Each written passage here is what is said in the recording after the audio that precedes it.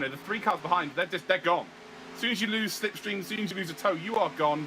So again, Illman just needs to be careful. It becomes 6th then, battling for the top 3 positions in this race. And this is now, you know, 7 laps to go. You've got to find someone to work with here. 2 cars will be enough, I think. Thomas still leads the way, though, by the way. Malika, Nijhoff, they front 3. Bilaldo, IFL Dano, and Illman. That is your top 6 as it stands. IFL Dano has had so much misfortune. Can he potentially finally get that top 3 position at the 3rd time of asking? And as you can see here again, Illman's trying to get something going, but it just isn't. You just can't work on your own here. You just get a big wall of air hit the front of your car because it's not being broken by another car, and ultimately you're done for. And 3 cars behind, already nearly 2 seconds behind, and they're really hoping for these all go across the line sideways. Effectively, they have a big crash in the last lap for them to have a chance to be in that top 3. Do you think this might be Illman's way of asking IFL Dano, hey, do you want to go topside with me and actually try and make a move on the first 4 cars here? Or is this Illman trying to make... He must be sending a message to the cars in front by doing this, right? Yeah, 100%. Absolutely 100% there. You're spot on. But again, IFL Dano just doesn't want to do it.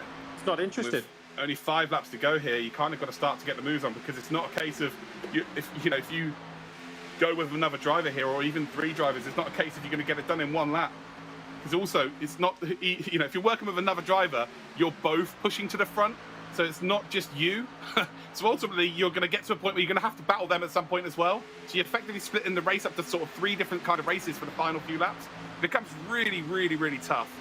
So as it stands, actually, you can see here, the 3 behind have worked something out magically, because they are catching up. That is so rare to see.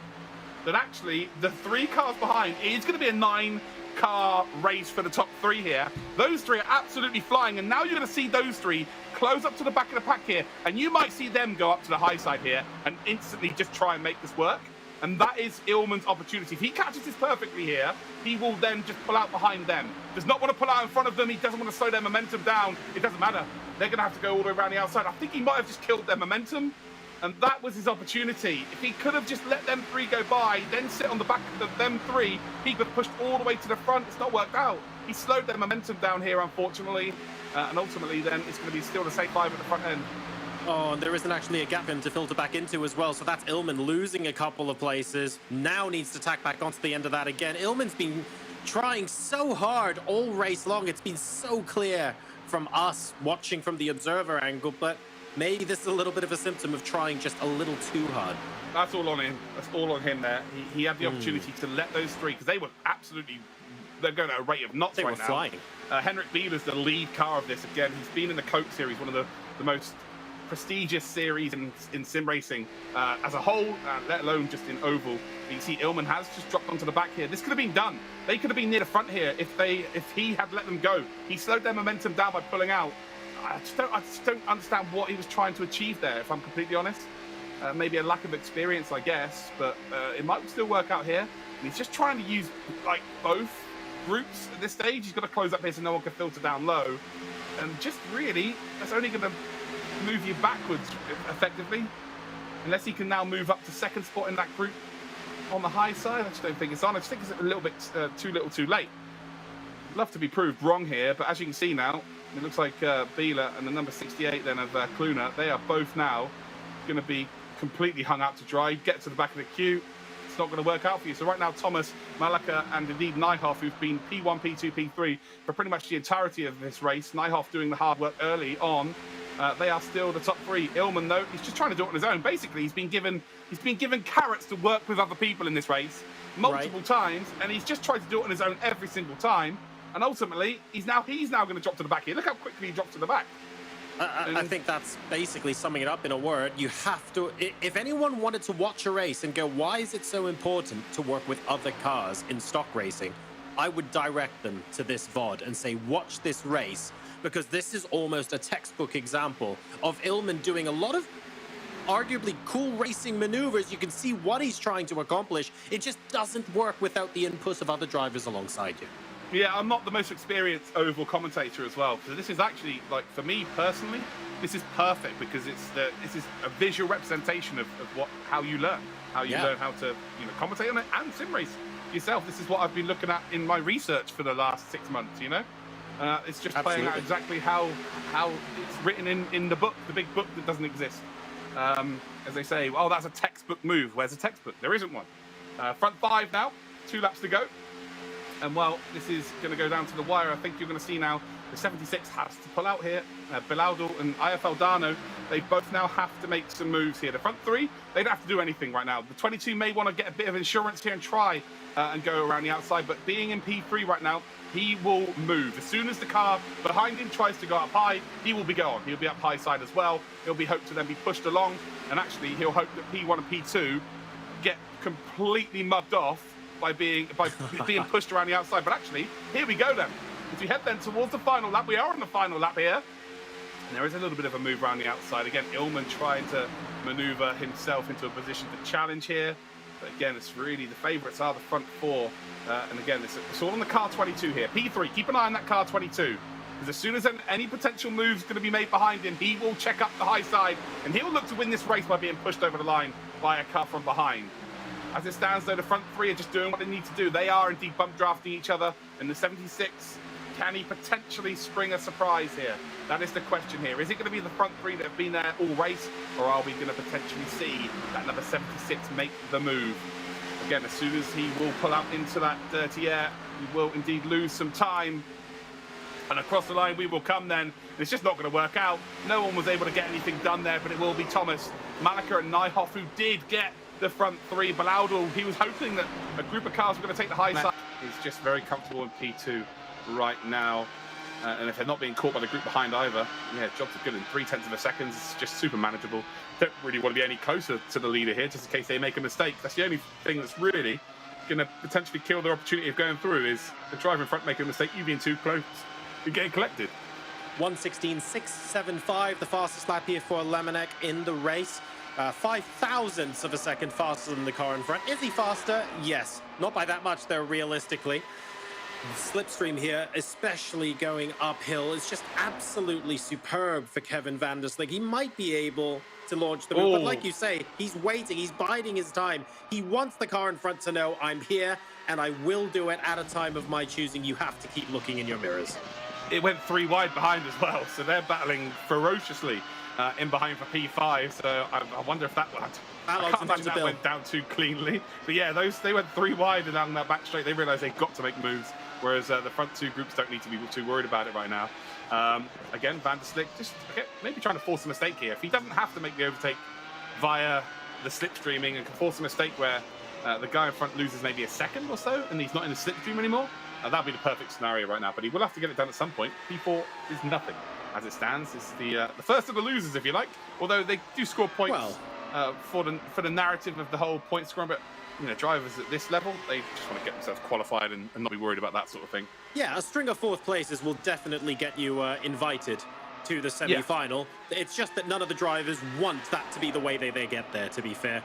Getting onto the podium, making sure that you've absolutely got that locked and loaded here in this race, having the next 4 laps be the only 4 laps you need to do to guarantee your spot in the semi-final. That's what they want to do, and that might be what Kevin van der Slik is eyeing up right now. Yeah, is he finally going for it? No, he won't.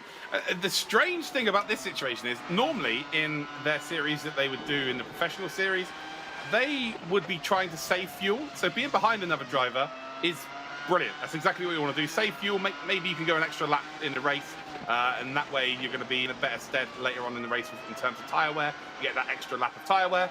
But in this, because they're all on default setup, I think they're on medium downforce setup, they've got too much fuel for the car for the race anyway. So being the lead of the group, you're burning off more fuel. So ultimately, it's going to work out in the favour of the car in front later on in this race. They will be a little bit faster in a straight line, so they might be able to defend the position a little bit better here. So Van der Slik might want to get it done sooner rather than later. That's the only factor really he needs to be aware of. It looks like we were indeed seeing some battling back in there. So Balog was Balog? Yeah, it was Balog. He's actually got past Cedric Bill. Bill's lost out to Espez as well. So Espez has moved up. We will see that as they cross the timing line now. But I think you're finding that Balog is up into P5. Bill has moved down into P6. Yeah, and then we've got Espez just in behind. Although Espez may have just lost out to Gary Irvine. No, it looks like Irvine is still in P8. Irvine, of course, a great racing name from back in the day with Eddie Irvine. Really feel for Cedric Bill here. Up to 4th place at one point, really trying to make everything stick. But maybe, Luke, this is a case of running out of tyres after having so much action in the early portions of the race. It looks like he's struggling for grip now. Yeah, everybody's going to be in that position, though.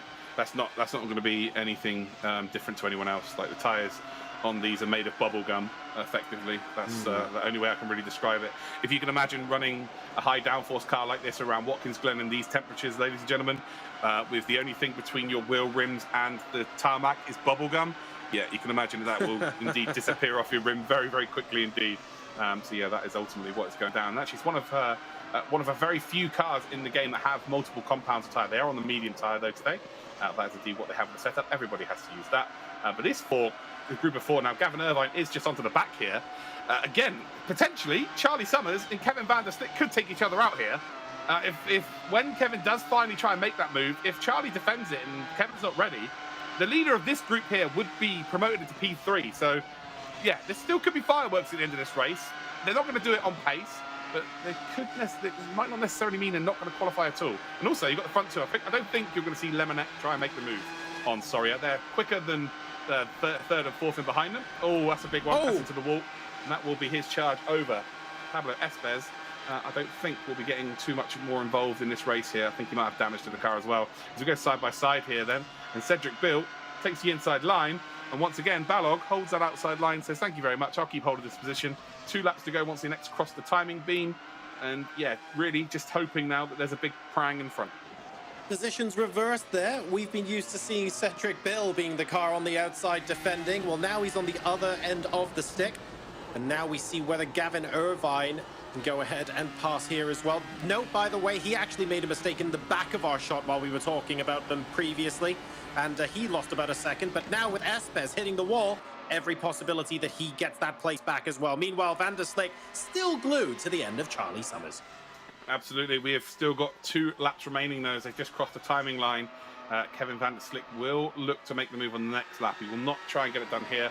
But what he might do here, though, is he might run up in front and then get off the gas. He'll just try and figure out exactly how close he needs to be for him to get the move done.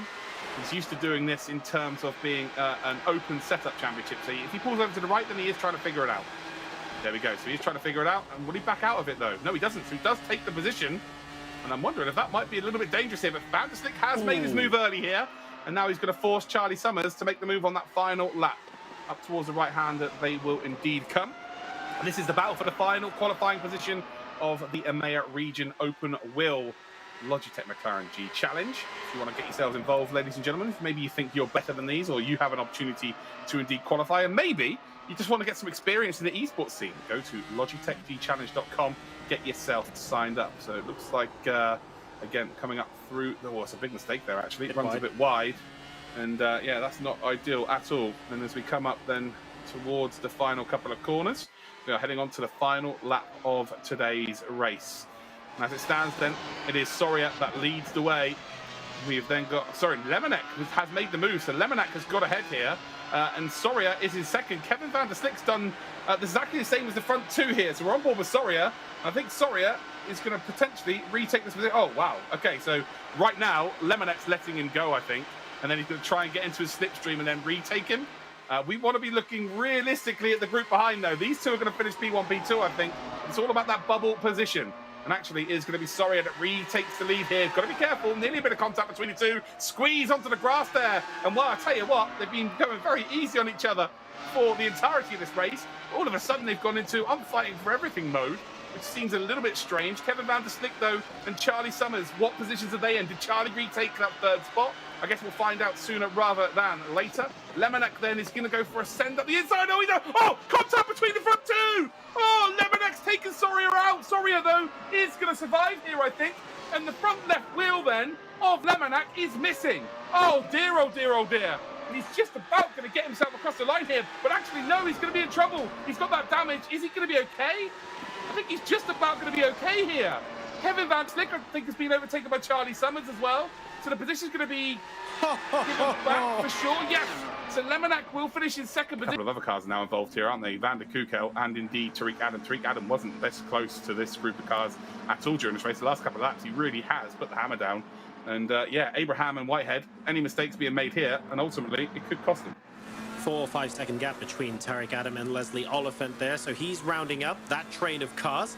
Tariq Adam has had a pretty impressive race so far. He might actually be someone to watch going around Van der Koekelt and potentially challenging Yonkers and even Whitehead for a top 3 position. He'll have to start making that move, though, relatively soon, and he has to start with Niels Van der Koekelt, but he's close enough that he could do it. Yeah, for sure. Let's be honest, John. At this level, anyone from that group of drivers in the top 6 is, you know, getting to the finals. You'd expect to see those names up there. That's how good they are. Yep. But ultimately, this track is, you know, it's got its own ideas. Really, it's very difficult to make overtakes, and qualifying is. I guess it's similar to like Monaco. Monaco is effectively dealt with in Formula One by qualifying. Wherever you qualify, you tend to finish in the race. Very rarely do you see the whole grid, you know, chopped and changed up. There's lots of incidents involved. And Brands Hatch is pretty similar in terms of these GT cars as well. They're not good enough under braking really to force one up the inside, and they're not really good enough under acceleration to make a move on the outside on the exits of corners either. So it's just yeah, a bit of a strange one really. But right now, if Whitehead was a lot faster than Abraham, would he be trying to get any closer than he is right now if he can manage his position?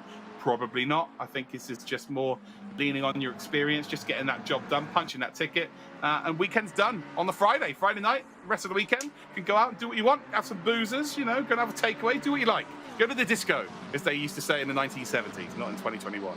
But, you know, getting it done early is always good. It's an interesting sales pitch, that. It'd be like, were you considering a holiday to Monaco? Well, look, Kent, and in particular, this one bit just off of the A20, actually more similar than you think. Definitely give it a visit.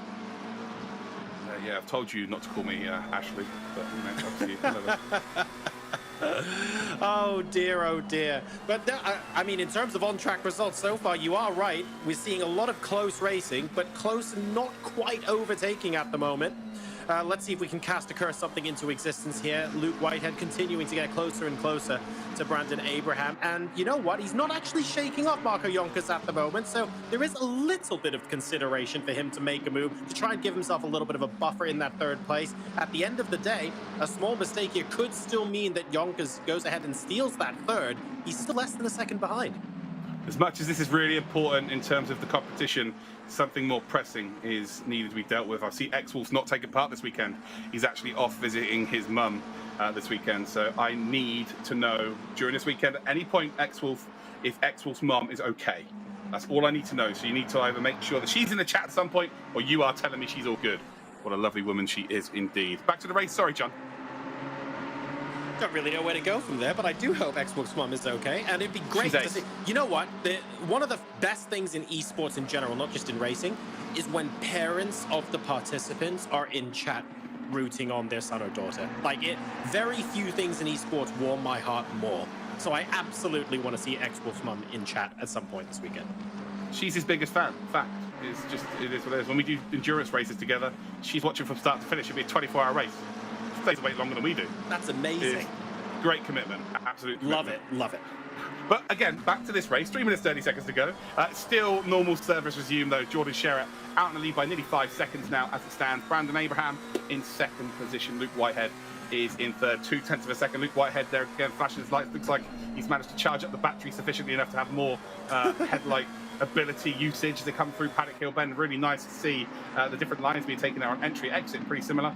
And again, Brandon Abraham just holding firm, hit those apexes. And again, the only way they're making a move on you is if they tag you. So you are golden right now. Through Graham Hill Bend we come, grabbing as much curb as you dare. On the exit, you can grab quite a bit. It's quite level out there. But again, it's just normal service resumed. But I said Marco Jonkers normally has something in the tank to offer near the end of the race. He is starting to close up here, and he's kind of gapped Van der Koekelt a little bit here. So, yeah, Jonkers, Whitehead and Abraham as it stands. You get a lovely view from the back of Jonkers' car now, watching him trying to chase down those 2 for that 3rd spot.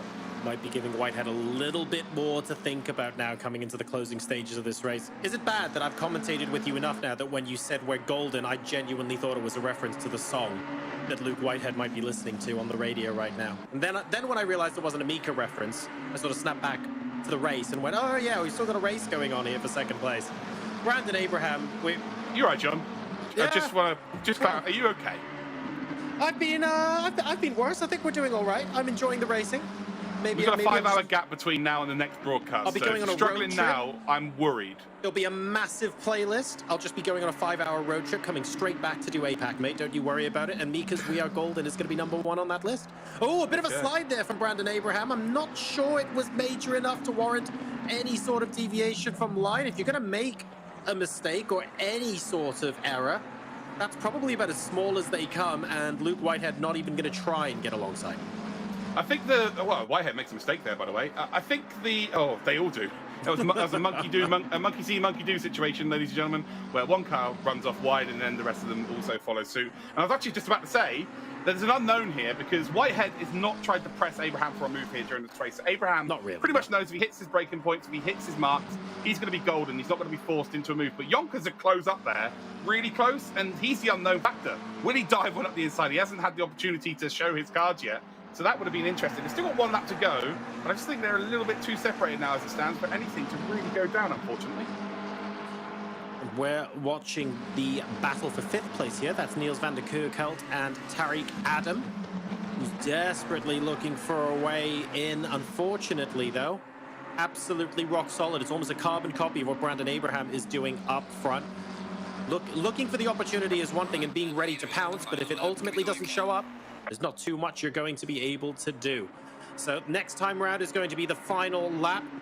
Brandon Abraham now getting onto that beautiful section of track for the last time here. Just needs to hold off Whitehead for 1 more lap. Yonkers has actually fallen back a little bit. So missile from back, unfortunately, unlikely to happen on this final lap. I'm not sure if that was the result of a mistake or something else, Luke. Yeah, it was a little bit of an error. Again, just not really able to hang with the pace with the 2 in front, really. This is really strange. Like, Whitehead seems like he's driving well within himself, and Abraham seems like he's been on the absolute limit for the entirety of this race. Again, Sherratt, who... On another planet. Just be doing his own thing, really, at this stage. I can't comprehend what he's doing. He's too fast. As he runs through... Oh, okay, hold on. He just ran onto the grass there. Did he save that? That looked like it could be a potential bin situation. No, he's all good. He ran so wide through that double right-hander, and that's really the only thing that can stop you from winning the race when you're in this position is your own concentration. Looks like he ran a little bit wide, had a little bit of a brown trouser moment, but ultimately, with 1 corner to go, Jordan Sherratt, who is trying to qualify for the first time this season for the Logitech McLaren G Challenge, well, he is indeed the fastest qualifier up to this race. But as we come across the line, the Safa is going to take the checkered flag and qualify for our semi-finals. Congratulations to Jordan Sherratt. Brandon Abraham then did indeed hold off the advances, I believe.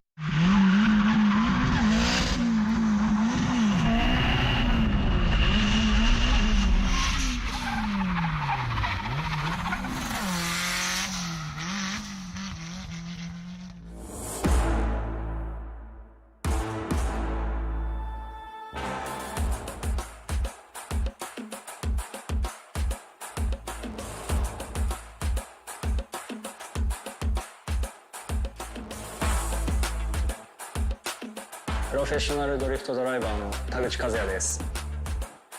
ドリフトって非日常的な車の動きをしているので、見ているお客様を楽しませられるっていうのがドリフトの魅力だと思っています。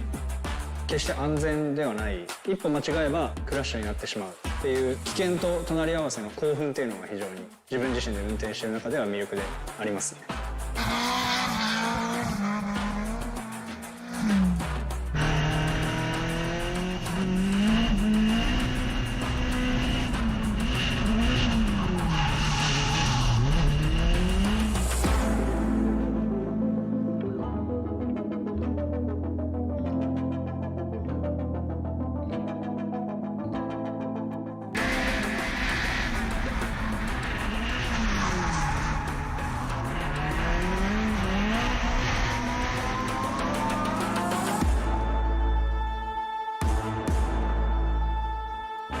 僕のレースの会場だと普段は一般道として使われている普通の道でレースをすることがあるんですけど、物理的にそういったところでは練習をすることができないんです。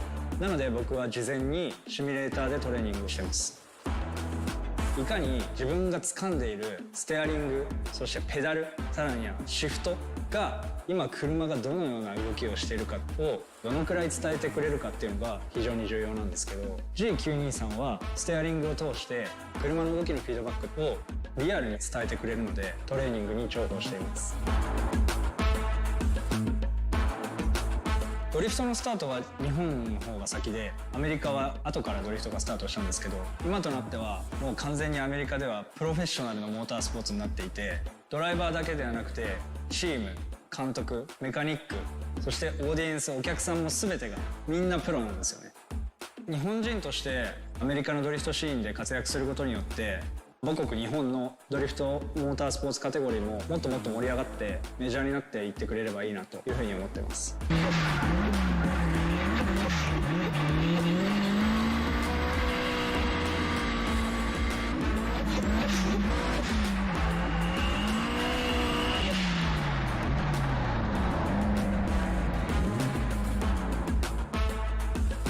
G923 は僕にとっては欠かせない存在ですね。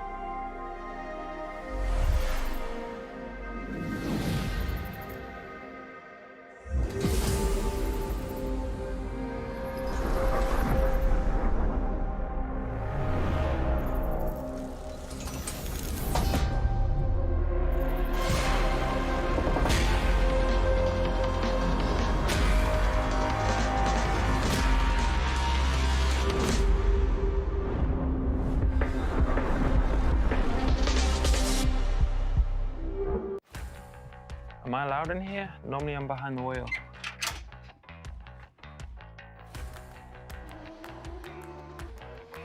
The beauty of esports is that anyone can experience the adrenaline of Formula One for themselves.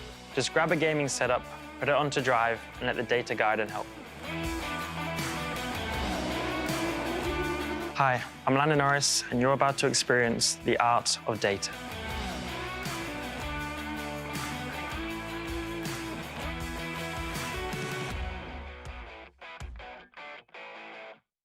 I think the biggest advantage of the G923 for me is just how realistic it is. The feedback that you get as soon as you plug it in, it was pure enjoyment as soon as I started driving. This is kind of the closest I can get to accessing that adrenaline and emotion of being on a gravel rally stage in Finland and flying over those crests. For me, it's about getting as real as I can to the environment that I race in, and obviously the wheel is the best instrument for that.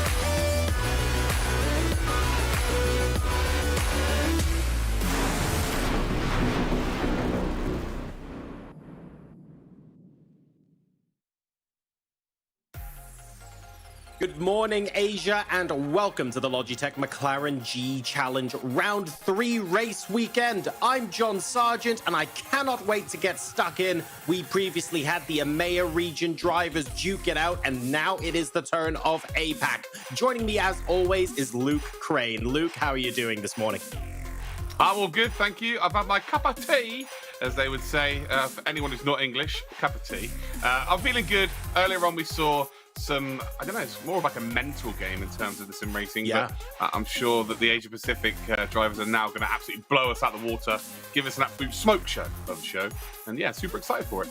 A lot of stuff to talk about for what we saw earlier and how it's going to contrast to the Asia Pacific racing. I'm really excited to see how that all goes down, but let's move on to today's show. Let's talk about the format. Luke, explain to our viewers how today's races will go down. Well, we've got ourselves some qualifying phases, and what that means is, well, they qualify to see where they start on the grid. For the stock car, which will be the first race, it's 5 minutes. It's lone qualifying, so they're out on circuit on their own. Then for the open wheel, it will be 10 minutes qualification, and then for Assetto Corsa Competizione, it's 10 minutes as well. The only difference between between iRacing and ACC is that in ACC they can have as many laps as they want across the 10 minutes, and as long as they cross the line before 0, they get to finish that lap. Players are awarded points also from first down to 30th if all 30 drivers do indeed show up for the race, and also the top 3 automatically qualify for our semi-finals. That's right, and it's not just them. You can compete too if you're at home. So here at the Logitech McLaren G Challenge, you've got the opportunity to qualify on your own time. Be one of the top 30 races in your region, and you're invited to play in the monthly qualifier. And if you accumulate enough points at the monthly qualifiers or place in the top 3 at any point, you'll be invited to the semi-final. Yeah, for sure. You want to do well there as well. It doesn't stop. You know, you've got to keep that momentum, keep building your pace. Because if you do well there, you can make it to the grand finals.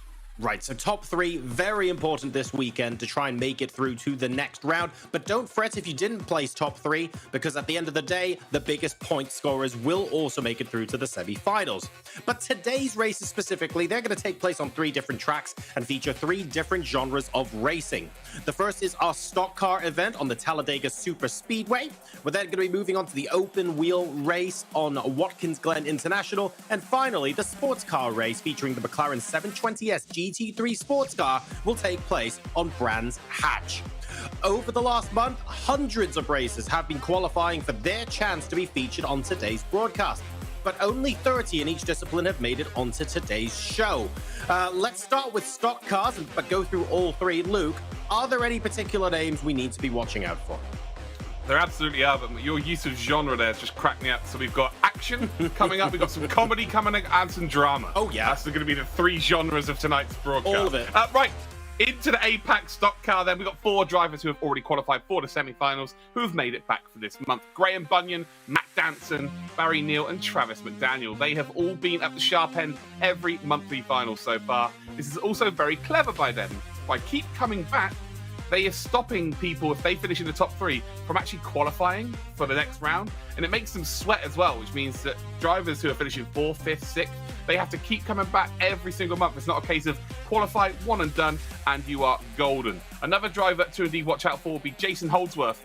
He is for sure one to watch. He has a race win in a Daytona 500 in iRacing special event in a 3,400 plus strength of field. Daytona is very similar style to Talladega, so this is going to suit him very well indeed. We also have to keep an eye out for Yuri Fayuka and indeed Josh Perwin.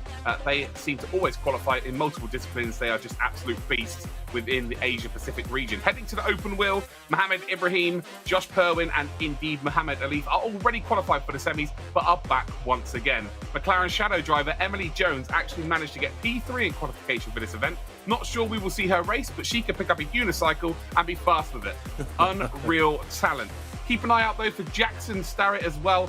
He only started to take sim racing seriously in 2020 and has already reached this level as he has qualified in P21. And finally, we got the sports challenge then. Philippa Bokida is clearly the one to watch in this region. She has been super fast all competition long. Ryan Houlihan is also another already qualified driver. Watch out for Malcolm Humphrey. He is last season's APAC champion and he is qualified as 13th seed today. Alex Millward is super pumped to be here this month. He shared lots of information about himself enough info that I'm actually being commissioned to write his autobiography. His journey began on the Nintendo 64 with F1 World Grand Prix. Yes, I am old enough to remember this title. His favourite race is the Bathurst 12-hour. His goals are to drive as many cars as he can. So there's your Asia Pacific drivers. This should be a show filled with fireworks and overtakes. Although it is 1 a.m. for us, this will be the sim racing equivalent of caffeine, let's hope. Should be all good fun as we move into qualifying now at the Talladega Super Speedway. To remind you guys, we're going to be having all 3 races back-to-back. We're starting off with the stock car race. You're only going to see 1 car on track at a time here, and there's 5 minutes for cars to get their times in. So let's see what kind of times people can set. Don't forget as well, we're collecting tweets from you guys throughout today's broadcast as well. Use the hashtag Logitech G Challenge. Send us your questions. Maybe let us know who you're rooting for. Just let us know what you think in general. And we'll take a look at some of the things that you post to social media and maybe read them out throughout the weekend as well. Also, you can send me colour choices for my shirt tomorrow as well. Oh, yes, please. Always helpful to have my wardrobe picked for me. So it'd be nice if someone just gives me some inspiration. Anyway, on board with Jeff Newton right now. But not only are we able to look at him here, John, you've got some tips and tricks yourself, haven't you? Yes, indeed. We recorded a couple of tips and tricks for Talladega and just a little bit of info about the circuit in case you guys at home want to try a hot lap or 2 of your own. So let's go ahead and maybe teach you guys a couple of the basics to try and shave a couple of thousandths off your oval lap time. The Talladega Super Speedway, affectionately nicknamed Dega, is the longest NASCAR oval on the calendar and the record holder for the fastest speed in a stock car. Let's get stuck in. Compared to many other ovals, the track width at Talladega is wide, with corner exits that aren't as tight, so more speed can be carried through and the whole track width doesn't have to be utilized. Stay as high on the track as possible on your outlap to build up maximum speed for your qualifying attempt. On corner entry, let the corner banking carry the car in without unsettling the car over the yellow line. Keep steering straight and smooth on the exit and let the car come out but not too wide to take the shortest sustainable line through the rest of the lap. The racing line around Talladega is tighter around the inside of the circuit, with many cars choosing to stay within the innermost lane. However, this also gives a lot of space to draft and get side by side during races, which can lead to some exciting battles. What are you waiting for? Visit LogitechGChallenge.com to enter, and we'll see you on track.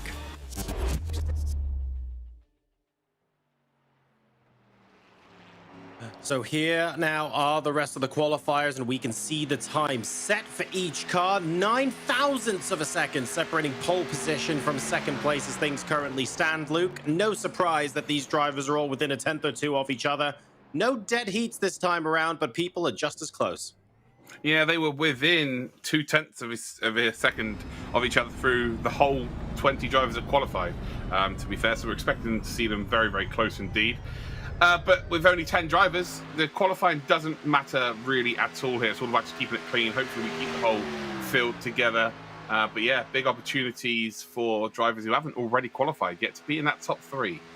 A little bit of a different sort of setup here compared to EMEA as well. When you get loads of drivers, you could start seeing those 2 or 3 groups starting to form. We had that low and high line earlier, which was quite an interesting story that developed, even though it didn't end up producing cars that sort of swept around the high line into the lead or anything like that. It was still interesting to follow. With 10 drivers, we're a lot less likely to see something like that, right? For sure, yeah. Although it gives people a bit more confidence when there's less drivers on the track to try something like that. Right, yep, so yeah, I don't really know what to expect, if I'm completely honest. All I know is that actually only one of the already qualified drivers is here this evening, which is Matt Danson. So we will have 2 drivers at least, if Matt Danson finishes in the top 3, that will qualify tonight, which is always good. if we are able to, I don't know, if we can get a whole bunch of new drivers qualifying through to the semi-final, that's great. But I think you said it yourself when we were looking at the list of names. That's half the reason that the drivers that have already qualified are coming back. Not only do they want to scope out the competition, because the best way to do that is being on track with them to see if they can actually dice it up wheel to wheel with you. But if they take up one of those top 3 positions, it forces everyone else to keep coming back and accruing points as well. So I don't know if this will necessarily translate into pressure. I suspect these guys at the end of the day are sim racing drivers, so maybe not. But we might well see a mistake or two. Yeah, for sure.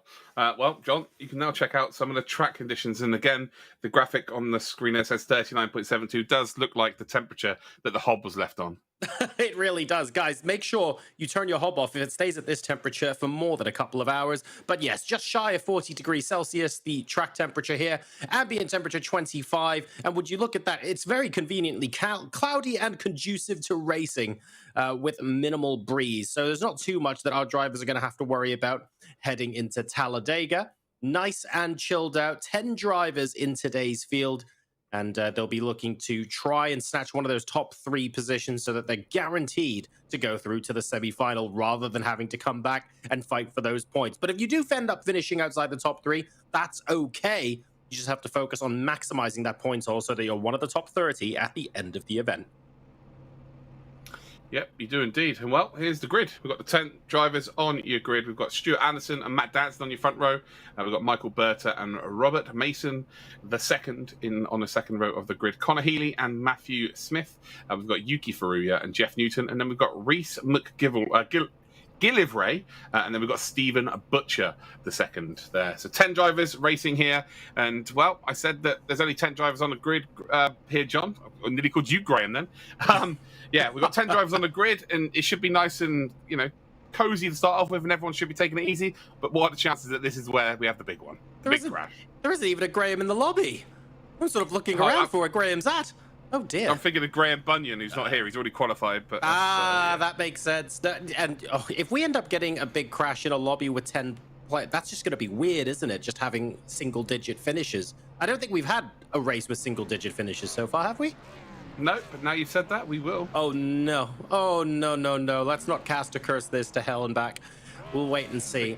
Like you say, drivers might be a little bit braver because there are fewer cars in this particular lobby. It's entirely possible that we get to see some more ambitious moves that we wouldn't otherwise see in a 20 or 30 car lobby. What about Talladega? The seats are painted white and black like a checkered flag, by the way. That's a nice detail I've just noticed.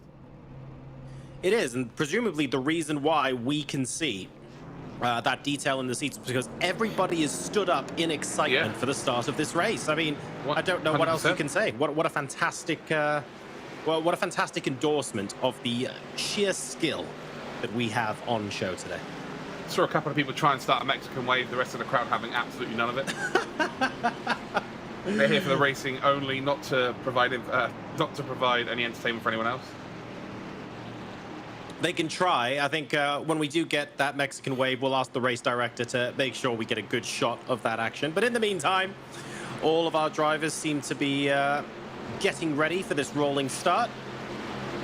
I don't really expect fireworks off the line, but you never know, to be honest. And like you say, every race is different.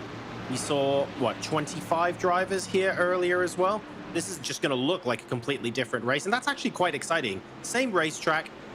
Same style of racing, but you're going to get a very, very different way that the race will play out. So I don't actually know what to expect right here, and I'm looking forward to seeing what our wonderful drivers in the Asia-Pacific region are going to show us.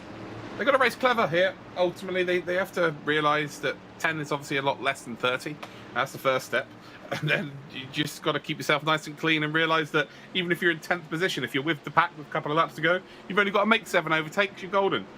So sounds easy. Keep it nice and clean. Well, no, but I'm being genuine. Like 7 overtakes, if you save something in your tyres, and if you play it correctly, it is relatively easy to do. So it's all about, and if there's a couple of mates in here that could work together, that's going to help the situation. The fact there's only 10 drivers means that there's less likely to be big groups working together. So if you can pick if you've got a couple of people in there that you know, and you maybe have decided, you know what, if we can get somewhere handy towards each other, as we see people, they're changing clothes like Superman, by the way, in the stands. I don't know what's going on there. Right. But yeah, if you can find a couple of allies during this race and work together, then you're obviously going to be a lot better for it here. But here we go. It is race time. The number 253 is going to take us away. That is Stuart Anderson. Matt Danson in the number 30 is in second on the right-hand side, or the left-hand side of our screen, right-hand side to the drivers. About to come across the line then, and Barney waves a flag. It's green flag racing here at Dega. And well, it is the Logitech McLaren G Challenge Asia Pacific Stock Car Race 1 of the evening, and that's the only race we're going to have actually for stock car for this region. And actually already here, Matt Danson looking to potentially make the move here early, and well, we saw they go into single file straight off the bat when it came to the EMEA region, but we're not seeing that here with the Asia Pacific region, and they are moving across positions here. Nice little bit of bump drafting, first time we've seen it. It's successful. Matt Danson get pushed then, I think it was by Yuki Furuya, or it might have been Reese McGillivray, I can never say his name, Gillivray. I think we'll find out once they cross the line here, but we just saw some bump drafting where Danson got pushed to the lead, and they both indeed got past the number 253 of Stuart Anderson. And job is a good one. So the front two, as they cross the line, will be confirmed for us. But everyone is still too wide behind, which again is going to help them out as well. The number 888 car there in the bright green. Michael Berta is in close proximity, but it was indeed Mason. So Mason pushed Danson up into the lead here. And then, indeed, Stuart Anderson was down to P4 momentarily, but he is a P3, as you can see there. And while the number 888 is moving left and right, needs to get that in check here, that's for sure, because you can make one small mistake here and you're going to take yourself and a few other people out. But interesting start here as it goes 3 wide on lap number 2. Classic.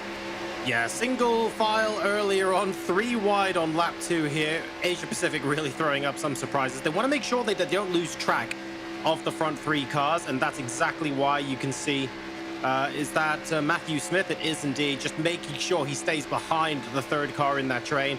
You don't want to accidentally lose the toe from those 3 cars in front. The moment you do, they're going to be off on their own, and you have to do a lot more work to keep up with them. So just staying in touch now as the cars slowly move into single file. And we haven't lost anyone yet. 1 or 2 cars maybe drop back 2 seconds behind the leader at the moment, but otherwise we're all safely away. Yeah, I'll tell you what, Matthew Smith nearly lost it there. I think if he was maybe battling for another half a second with the car behind, with Reese McGillivray, there you go, nailed it, they would have been toast there. They would have been away from that front 3, and it would have been potentially raced over again. As you see them going up the high side here, and they want to try and get involved with the group in front, but I just think it's a bit too early. Just get into a decent position, get into a decent groove, make sure your tyres are warm. They're not going to be at optimum temperature yet. Yeah, not going to be at optimum temperature as of yet, so still mistakes can happen. Give it another couple of laps, and then you can start making some moves and some shapes. But as it stands then, Matt Danson still leading the way with Robert Mason in 2nd position. Absolutely glued to the rear end as well. Not really showing any signs of weaving about. Very happy to work together and stay in those front 2 positions. The top 3, remember, immediately lock out those automatic qualification to the semi-finals. So whether they finish in this order or they swap places doesn't really matter to them too much. What matters is that they stay ahead of everybody else. And you can see it's just over 1/10 of a second between Robert Mason and Stuart Anderson.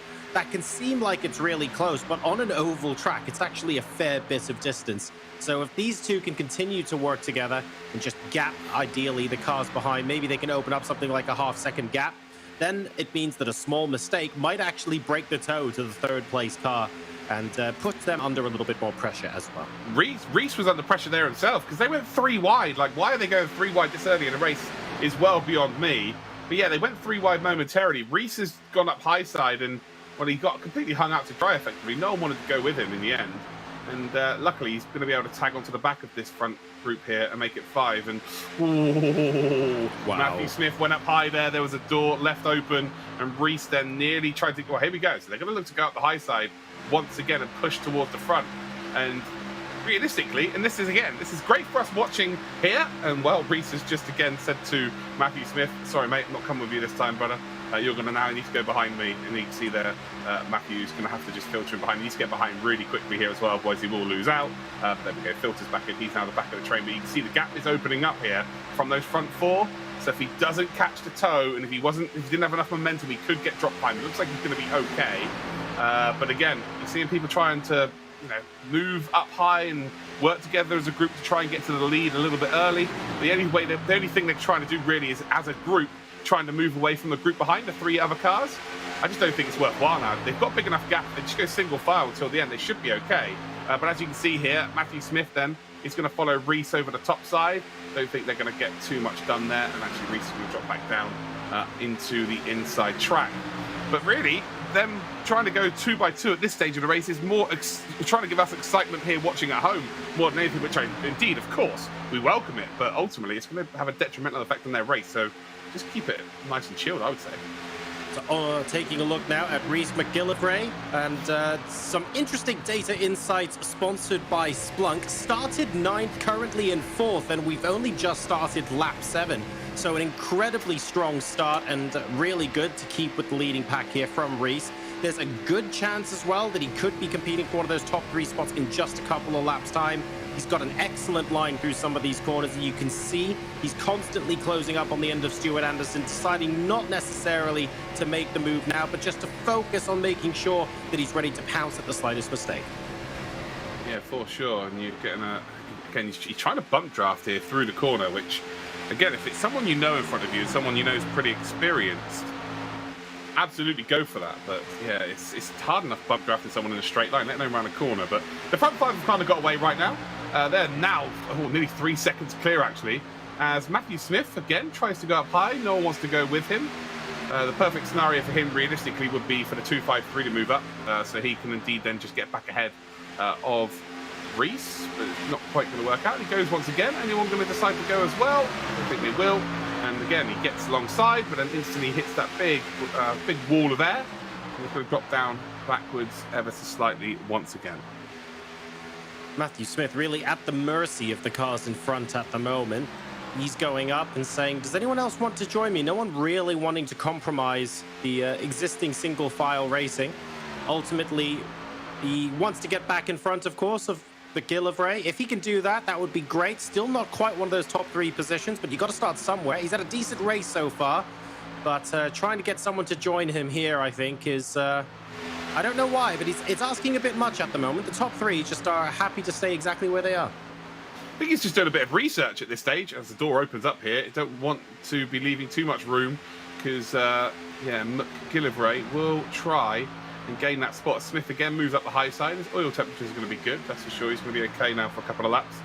But yeah, I think it's almost, yeah, just doing a bit of research at this stage, thinking, look, how easy is it going to be for me to pass anybody at this stage of the race? You know, how many positions could I get on a straight? And as it stands right now, Smith's not gaining any positions if it was to be the last lap coming up. So yeah, he needs to figure out a little bit of a better strategy. So that's the only thing he could be doing right now, is just trying to figure stuff out. But we are now we're on chase cam now with Stuart Anderson, so we can have a genuine look here at the lines they're taking, and you can really see the slipstreaming effect of the cars in front and behind. There you go, you see McGillivray again closing right up, just having to get off the gas ever so slightly, which will give the opportunity for Matthew Smith, who's currently in P5, the opportunity to close back up. But he's the one who keeps losing speed. Matthew Smith's the one who keeps losing touch with this group. And then just regains the kind of slipstream here. But again, as you can see, he's just off the pace ever so slightly once again. And it's almost like an accordion effect, the front 4. They're kind of moving left and right, so they're not giving a true representation of the toe, which means Smith is, again, not able to catch up as quickly. And McGillivray does look to make a move here. Again, he's going to have no one to work with, although you can see Matthew Smith then, right, we've got the best seat in the house right now, he's going to try. He's not quite close enough here to work with him, but I think those are the two. They're going to be proactive in this situation. Obviously, the front 3 don't need to do anything, but yeah, they are genuinely looking to be proactive. But by doing that, you can see them dropping off the pace. They know that they've got to go with someone else right now. They've both tried to go on their own multiple times. It's not worked out. We've already seen it be successful in terms of right at the start here. Robert Mason pushed Danson to the front. He also got up to P2. So we know it works. But again, you just got to have confidence with the driver, your partner in crime, if you like. And right now, it's just a little bit too much on their own. You can see a slightly different racing line as well. Stuart Anderson versus the two cars behind him. Rhys McGillivray and Matthew Smith looking to potentially form something. Ooh, dipping one wheel below the yellow line, but fortunately the banking doesn't unsettle the car too much. Stuart Anderson not getting anywhere close to the yellow line mid-corner, opting to take a slightly higher line sort of in the middle of the lane rather than risk getting all the way down. And both McGillivray and Smith seem to be going right on the inside, almost touching the line and then drifting back out a little bit. It means that mid-corner, they're catching up to Stuart Anderson very slightly, but Anderson always just has just a fraction of a bit of speed coming back onto the straight, and it makes it a little more difficult for them to get alongside heading into the next corner. Just an interesting little bit of variation in the racing line there. I'd be very surprised if Smith is not quick at the end of this race, because he is taking a less acute angle off the corners here. He's running up the camber side of the circuit after every exit, so he's not trying to hold that tight line. So his tyres are not going to be burning up for sure here. He's also getting the car out of the dirty air in front as regular as he possibly can. So I think that Smith here could be looking good if he's managed to look over after those tyres again. Runs up the high side, and that wasn't the best way to do things, unfortunately. Again, they're miles now ahead of Jeff Newton. So we've only got actually 9 drivers left here. So it is going to be between these 5, as we are now just about the halfway point of this race. And Smith is keeping pretty close tabs here. But again, I want to see him run really close to Rhys ahead of him. I just want to see him run really close here, just for a couple of laps, just to show he can run in the pack, and then he can build off of that, really, and then gauge the pace that the drivers in front of him have, and then maybe look to move up the order. Again, just pulls out of the dirty air. And looking relatively good, but he definitely just doesn't seem to have the outright pace of the 4 in front, but manages to, again, catch up. I don't know why he's doing this. Like, just let off the gas, sit behind the car in front of you and you're golden, but moving up all of the time, it just loses momentum, which means you've got to then work really, really hard to regain that momentum and stick behind them. I feel like there's a good opportunity for Matthew Smith here to maybe work with Rhys McGillivray and have both of them leapfrog Stuart Anderson. It feels like at times both of those cars have the slightest bit of an edge over the car in 3rd place, but you're right, this isn't something that outright pace in a single car is going to be able to solve. Without them working together to complete this overtake, I think Stuart Anderson is okay where he is right now. His biggest danger is the 2 cars behind him being happy to work together and trying to do something on the high line when they get a bit of momentum later on in the race. But right now, it feels like both Rhys and Matthew don't want anything to do with each other. Well, yeah, McGillivray, if he decides to start potentially making moves on Anderson, that'll be the only look at the run, by the way, that Smith gets there. Like, so it's a huge run, but again, it's taken him over a lap to get that run, by the way. So, if we get to the final lap of the race and he's off the pace, he's not going to be able to gain that spot. So here we go, looking to potentially move now. Moves up really, really high here. And again, you've got to try and make it as easy for the car behind you as possible. Again, don't make it difficult for him. Try and hold the same line. Use those white lines to your advantage. Swinging left and right here is just not the play. It's Anderson right now. That'll be the first trigger for him. He'll now be thinking, maybe I need to get myself up to 2nd spot now. If these 2 are going to play silly like this, then I need to get myself that bit of insurance right now. But also, he could... Oh, no, that's contact. Oh, that was nearly a complete wipeout there. It's got great momentum here, but there's going to be no opening down low. So again, it's going to be sent all the way back to the pack here. But again, what Anderson might decide to do here, if Rhys keeps getting really close to him and there's the potential for that little knock in the rear, he might see the run come from Smith and then open up. So go up to the top side, let McGillivray then filter in into 3rd position, and then hope Smith can push him and Anderson to the front of the pack here. Although, again, McGillivray's gone in. And if I was Smith here, I hang out to dry. I go down the bottom side and then force him to go to the back of the pack. That's what I do. If they can both work together, I mean, at the end of the day, I feel like Matthew Smith has been wanting someone to work with him for so long. He's probably thankful for the opportunity right now, and they're finally getting a little bit of toe. And you're right, earlier on, there's bump drafting, and then there's just bumping. Matthew Smith a little bit fortunate, perhaps, that that tap didn't end up resulting in more unwanted effects on both him and the cars around him. But right now, Stuart Anderson properly feeling the pressure. Yeah, for sure. Smith here just... McGillivray is side drafting him. Right now, Smith is absolutely helping nothing here. He needs to be right up the rear. He needs to be touching him. He needs to be pushing him. and he's just not close enough. It's almost like he's scared to do the bump drafting here, and he has to. If he wants to push him up into a top 3 position and also then potentially gain that momentum himself, then he needs to push him along. The front 2, by the way, getting away with this, as you can see here. There is a nice little opening to go up into that P3 in that qualifying position, but again, Reese needs a little nudge here. He does need a little nudge, and as we come up towards the tri-oval, he will filter in, and he does gain that spot now. And, well, Matthew Smith has really helped the situation out here for the first time, but ultimately not for himself. These two have got to be careful. Running side by side like this, they ultimately could lose the toe of the front 3, and then it becomes a 3-horse race for 3 positions. But as it stands, although Matt Danson has already qualified, remember, he is already into the semi-finals later on. Again, just to get that confirmed, yes. So actually, we only do have 2 positions available, and this could be it, you know. If they still run side by side, Smith has got to just back out of this. He's got to back out. He's got to get behind him. And they've got to work together again. I think he's just killed both their chances. So Reese McGillivray, again, I'm trying to say that name nice and fluently, but I'm adding like 74 syllables to the name at this stage, has taken his opportunity to get into that P3 and run with it. And now it's pretty much game over for P4 and P5. Matthew Smith had a really good effort there, but unfortunately he was trying for a bit too long. And the longer he was on the high line there, the more likely they were going to be away from the toe of the front 3 cars. And sadly, I'm pretty sure that they're not really going to get any benefit from that anymore. McGillivray is currently about 6/10 behind Robert Mason, and you don't even want to be really that far away from the car in front, but I reckon he should be able to reel himself in. A full second now between 3rd and 4th. It just goes to show you how quickly a gap can form in oval racing, even though you still have your foot firmly planted on the gas pedal. It makes such a huge difference being able to comfortably follow the car in front. And Danson and Mason, to be fair, have absolutely textbooked this.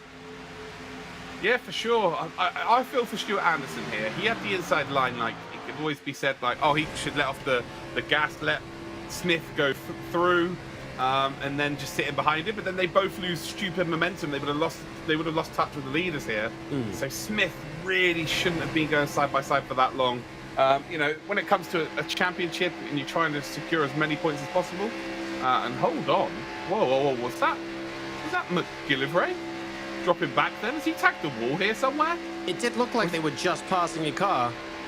What's strange to me is he's no longer between the leaders in this group of 2. So I wonder what's happened. I wonder if he's tagged the wall somewhere and lost a lot of momentum. That's the only real explanation here. Or there's been a technical issue. Oh yes, no, you're right. He's behind. Yeah, the right rear. He's tagged the wall somewhere. And he's completely lost momentum somewhere. So maybe we'll have a replay of that. Maybe we won't. Who knows? But Matt Danson and Robert Mason are P1 and P2. And all of a sudden then, the 2 drivers in Matthew Smith and Anderson, those 2 are duking it out for that final qualifying position. Looking forward to the ultimate caster tongue twister for this race. It's going to be the Reese McGillivray Quantum Pay replay potentially coming up to see exactly what happened to him. And very high line. Matthew Smith just wants to attack. And I think it's better to work together to attempt to close the gap with 4 laps remaining. You have to start doing that now if you want any opportunity to grab that space at all later on. So just outside the top 3. Anderson's leaving the door open. He's expecting Smith to go through so they can maybe try and catch up to the leaders. But he didn't take the bait. Right now, Smith is like, nope, there's one position here I want, and that's your position. I don't care about those front 2.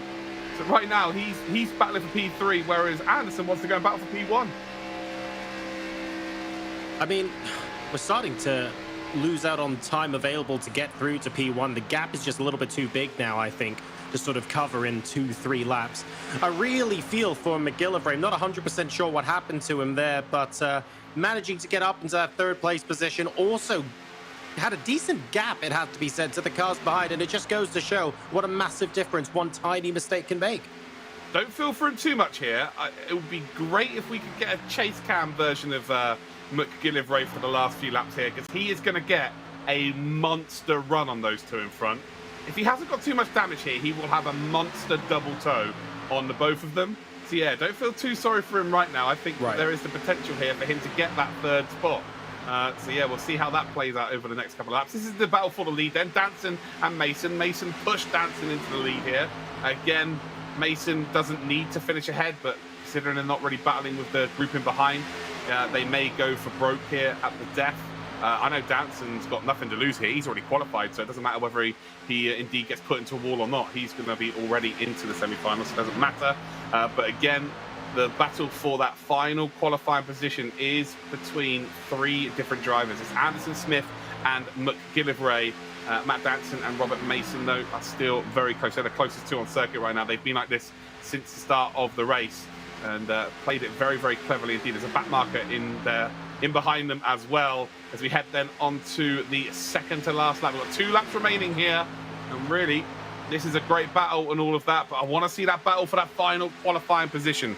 That's the one we want to see for sure, and with that back marker in contention as well, they're going to be involved here. They're not going to get out of the way too easily. And look how close in behind they are. So right now, Matthew Smith right in behind Stuart Anderson. I don't think we're going to see a move from the front 2. I think they're going to be golden here. There's no reason for them to do anything other than just hold their line. I think McGillivray actually might be a little bit too far back here for him to indeed take that final qualifying position. Yeah, the back marker is going to be right in the way as they come up towards the tri-oval for the final time. We've got 1 lap remaining here at Dega, and well, it is between Danson and Mason. Will Mason potentially look for an opportunity here? And as soon as they've gone across the line, you can see he's already closing that gap. And actually, McGillivray is right behind them as well, Matthew Smith and Anderson. So that is going to be fireworks for sure for that final qualifying position. Here we go. It's going to be a monster run. I said it was an opportunity. I said it was a possibility. And here he comes. Reese McGillivray. He is currently in P5. Needs these 2 positions here. And he would indeed qualify for the semi-finals. It looks like he lost momentum. He's going to take the inside line. And Anderson very cleverly here is going to go down low. Is there an opening here, though? Is McGillivray going to be able to go up the high side? I'm not too sure if he's going to be able to. He has to go down low. Anderson's blocked him off. Now he's got to make his move. And it's going to be Matt Danson and Mason who are going to come across the line in P1 and P2. Who's going to get that final qualifying position? McGillivray has moved out. McGillivray has moved out. He's on the high side and coming across the line here. And it's going to be McGillivray. He's got it. Wow. McGillivray with the run of dreams takes 3rd spot. Takes the 2nd qualifying position of the weekend. Out of nowhere. Brilliant. That was an absolutely monstrous final lap. I mean, you called it with basically 5 laps to go. You said this was going to be if he was going to get back up into 3rd position, this was going to be the way he does it. And he absolutely did a stellar job to make exactly that happen, Luke. What an incredible final 2 laps, really, on the build-up for Reese McGillivray. Absolutely astounding. Matt Danson, of course, is the winner here, but I feel like McGillivray stole the show at the end of that race. Well, this is the 26th race. No, hold on. How many races is it? We've done 24. We've done 20. This is the 28th race, I think, so far of the Logitech McLaren G Challenge. I had to get something right at some point, surely. It was really, really exciting, and well done to Reese McGillivray. A little bit of a topsy-turvy story for him, because he did manage, to be fair, to occupy that sole 3rd position with the other cars dropping back a bit before he tagged the wall. And that ended up not really being very good for him at all, dropping him down to 5th with a big gap. So managing to bring yourself back as a solo car as well. He didn't have anyone to work with. He just had to focus on nailing every single corner and keeping his line as perfect as possible to catch up to 3rd and 4th. And he managed to do that with a lap to go. Really impressive stuff. Let's take a look now at the final results for the stock car race, sponsored by Splunk. What an incredible run of form for Matt Danson, who comfortably, with the top 2, I suppose, comfortably walks home with Robert Mason, and Reese McGillivray, the talking point of this race, finishing in 3rd, Luke. Yeah, absolutely. Again, it was the run of dreams. He got boxed in as well.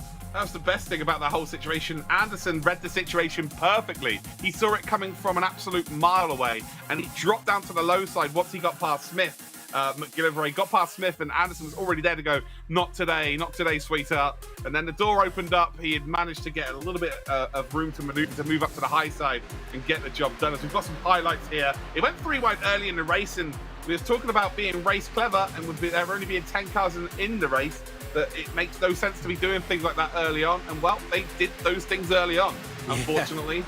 We've then got Mason and Danson, who well, it was Mason that pushed Danson into the lead of the race right off the bat, and they've just stayed in those positions for the entirety of this race. And then everybody filtered in relatively nicely. As you can see, Anderson then the 253.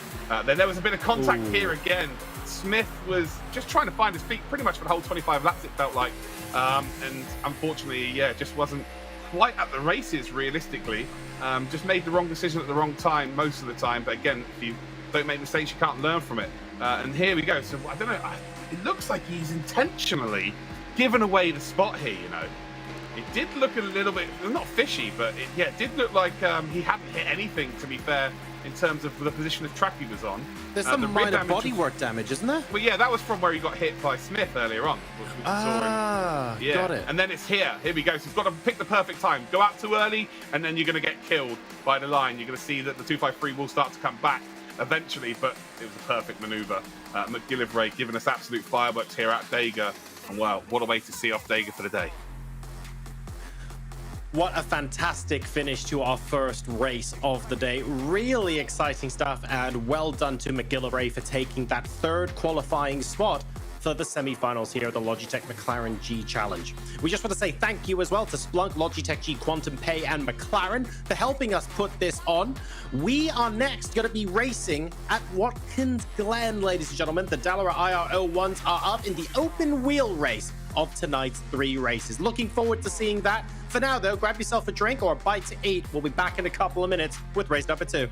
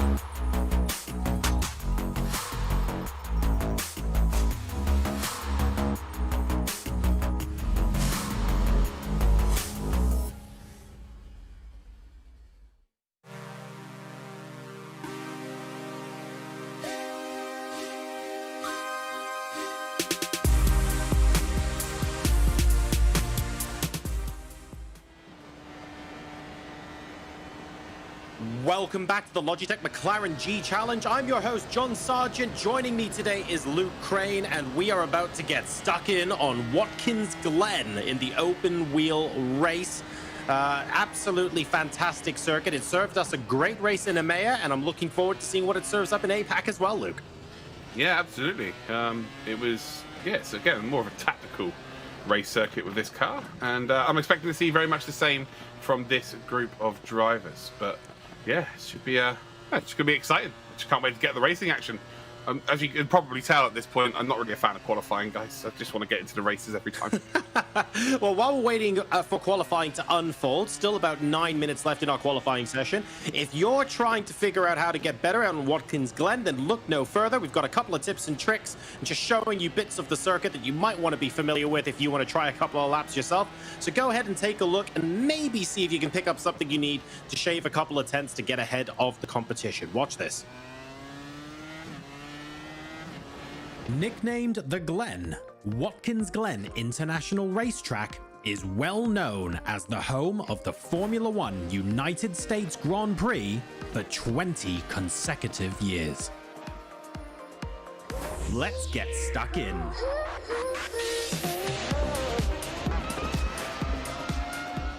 Turn 1 allows drivers to be a little bit greedy because of a very wide exit. But it's easy to accidentally take too much, so be careful. You can take part of the inside curb, but taking the whole thing might unsettle the car and cause unnecessary understeer.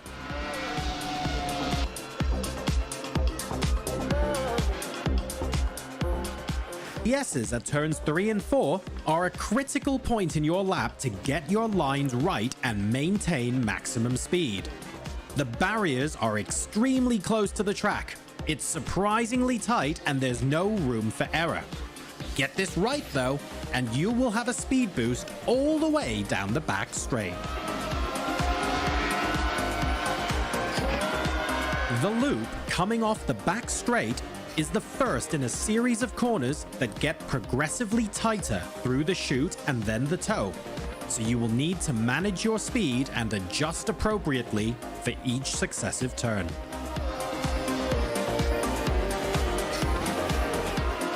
The toe and heel corners, unsurprisingly, make up the boot, a hammerhead-shaped up and downhill section of the track added in 1971.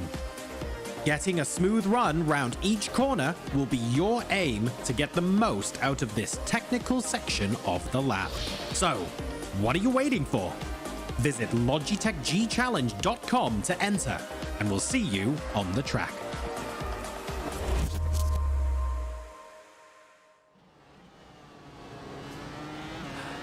Back with qualifying now, about 6 minutes to go. Looks like we have 20 racers in this particular lobby. A little bit more crowded here compared to the stock car, and it might make for some very, very interesting racing indeed. It was already a bit of a tactical racetrack, and we could well see some fireworks here at race number 2.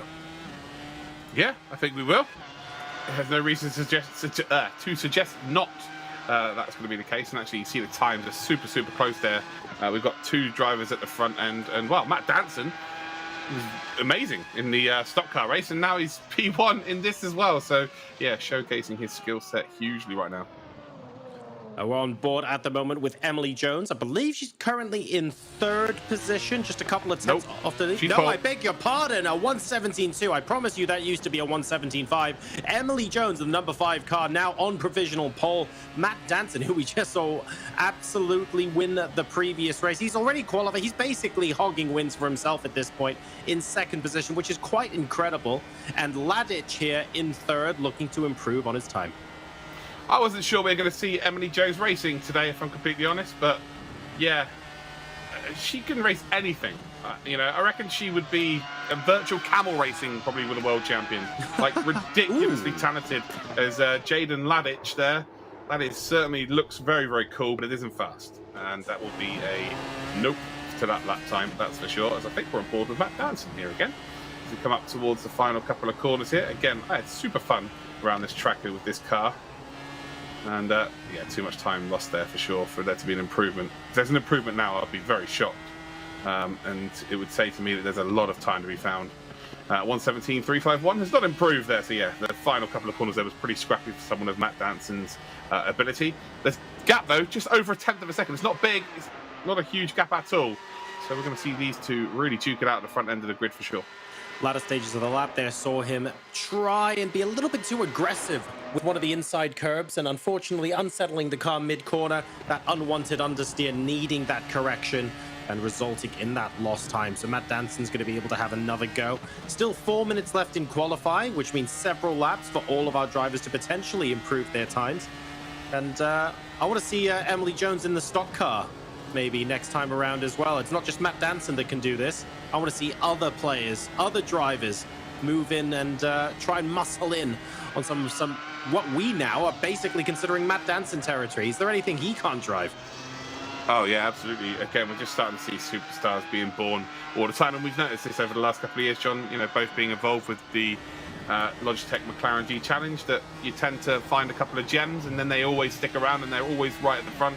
And you know, we'll see them again probably next year, and then there'll be new drivers as well. And you know, by the time we get to sort of 2030, it will be, well, I probably still won't be here because I'll be too old.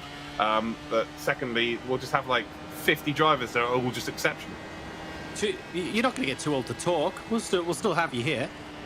Yeah, I'm starting to look rough as it is in terms of my age for the camera. So unless we can figure a way out of me not being on camera, You'll be on the radio broadcast. It'll be fine. Yeah, that's right.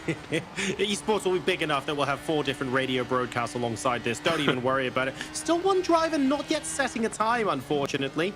Not sure if there's an issue there with Rohit, but hopefully we can get a competitive time set before the end of the session. Just a shade over 2.5 minutes now left to go for all drivers to set a time. And quite a range of times, actually. We're seeing the low 117s all the way up to the mid 120s. A very, very big range of qualifying times here so far. Yeah, for sure. Like,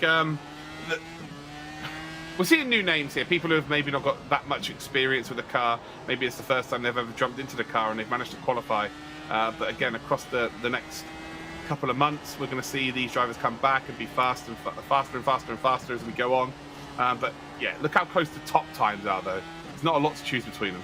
Not at all, and we might well see the rear of the field bunch up to them as well. To be fair, we call it out when everyone's within half a second of each other, so it's only fair that we mention when there's more than 2.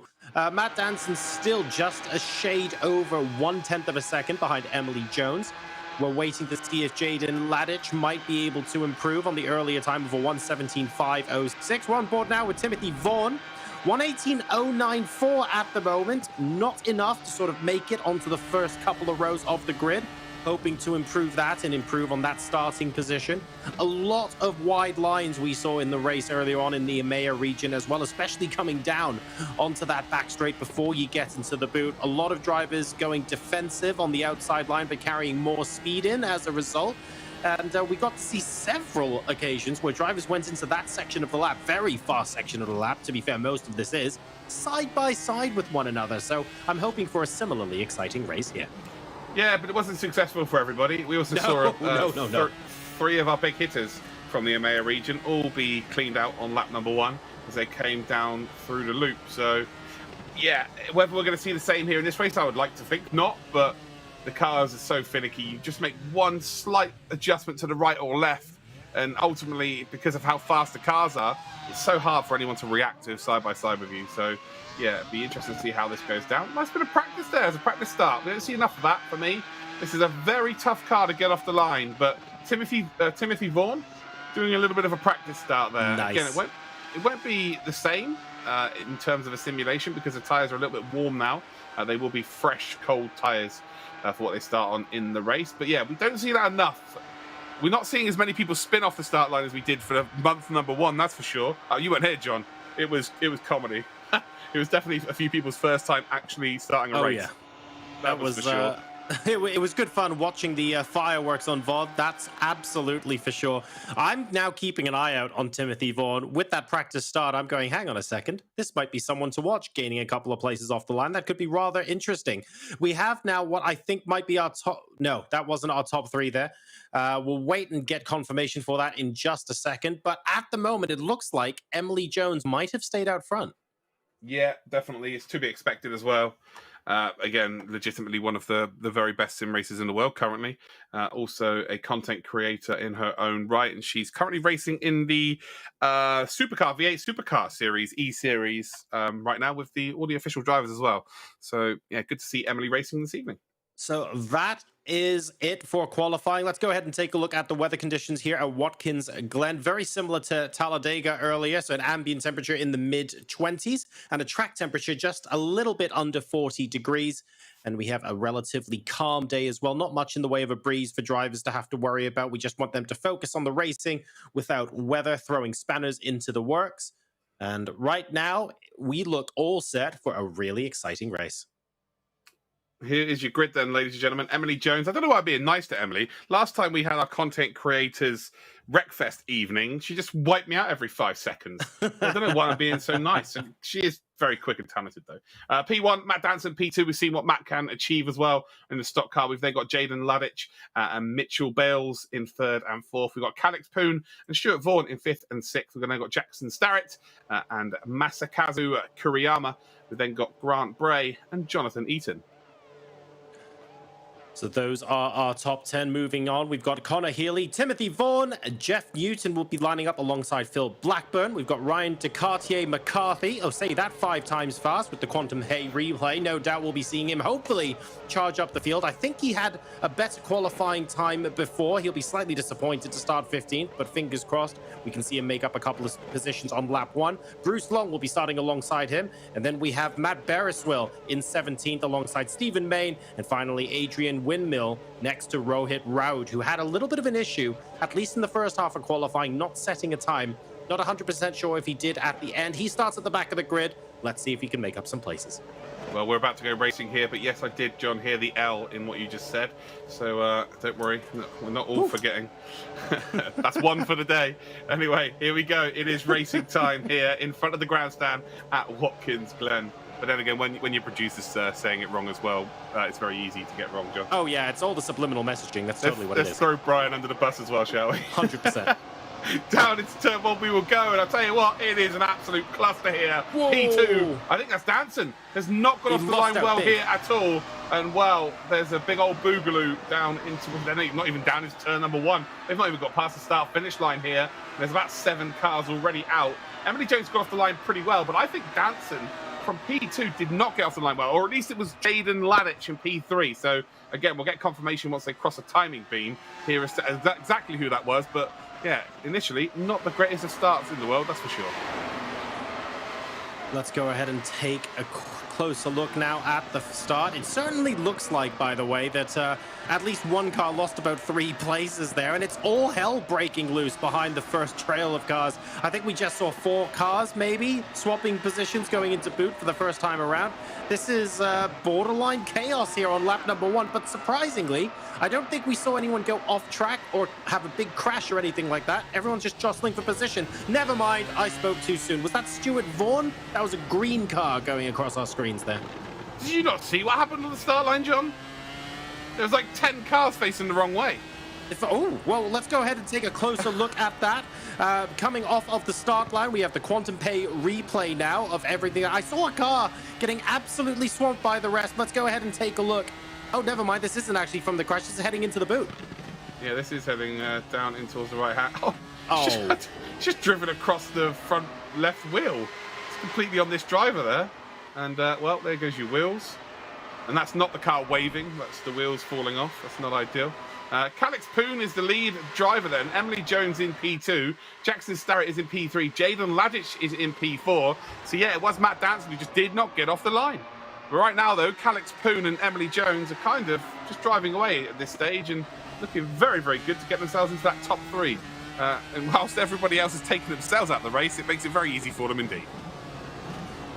Calix Poon, wow, absolutely fantastic to be able to capitalize, I guess, on the mistakes and wobbles of the cars in front to make it into the first place position at the moment. We've got another Quantum Pay replay now, and this time it's of the start of the race. So let's go ahead and take a look at all the bits I might have missed. Seems like there was a lot going on here.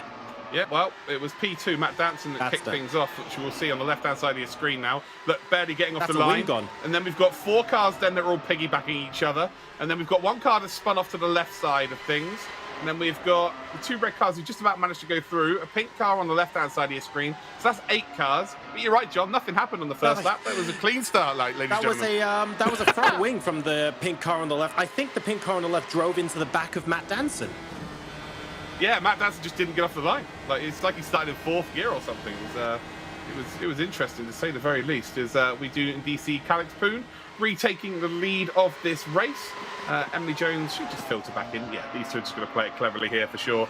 Calix Poon has moved up into the lead now, and whilst they indeed play a bit of game of leapfrog for the next few laps, Jackson Starrett is in P3, someone I did say to watch out for sure, but also has got some company in behind. So it's very much similar to what we just saw with the stock car, where the front 2 kind of got away, and then there's like a nice little battle between 3 cars for those final qualifying position, or the final qualifying positions. Actually, there is a late lunge up the inside towards the right-hander from the group behind. Jackson Starrett's just about going to hold on. It's Jaden Ladich and Timothy Vaughan. See, Timothy Vaughan was practicing his starts, John, and well, he's gone up from P12 up to P5.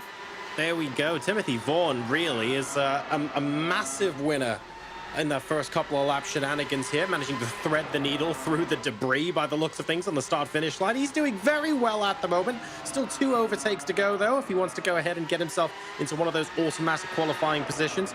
Good to see Calix Poon out in the lead as well. I'm slightly biased here, of course, as a commentator, but it's rare for me to see the Hong Kong flag in the lead of a race, and Calix Poon and Emily Jones here having a good old scrap. Yeah, you're right. That's quite rare, actually. I think this will probably be the first time. Oh no, to be fair, I had a few. How would you say it? How would you say plural? Hong Kongese? Oh, okay, there we go. So yeah, say that again. Hong Kongese. Right, there we go. I'm not going to mess saying that up. Yeah, okay. So we had a couple of drivers from Macau and from Hong Kong in a race ring championship actually a few years ago. But unfortunately, due to latency issues, it just wasn't a possibility to continue. Europe to Asia Pacific just didn't work out well. But yeah, again, great to see Calix Poon up here. Been very quick so far this season, and yet to qualify, actually, unfortunately. But today could be the day. Emily Jones then starting to potentially... Oh, hold on. Is Emily Jones in the lead? I think Emily might have got back into the lead, actually. Emily Jones in second at the moment. We did just briefly have Emily Jones's lower third up, but Calix Poon approximately 0.2 ahead of Emily Jones the last time we checked in on them. And they've opened up a 2-second gap to Jackson Starrett in third place. Never mind, you're right, they have just swapped again according to the live timer. But how did they manage to pull out such a gap while fighting each other as well, actually? Because they weren't always on the racing line loop, so they must just be miles quicker at this first section of the race. What have I told you about calling me Ashley? Twice today. Jeez. So Ladich is actually closing in on the front 2. So the front 2 are trying to play leapfrog and get away, but actually it is, again, I'm calling you Ashley now. Yeah, they're all closing in on each other. So yeah, Ladich was the fastest lap of the race so far, 1:17.1. Nice. The front 2 are not getting away here. It is not over for sure. Although I wouldn't want to be grabbing too much curb on that left-hander from Ladich in future. I want to stay well away from the curbs around here. On the exits of corners is pretty good. Entries to corners, absolutely not. But then again, this is why Ladich is racing and I'm not.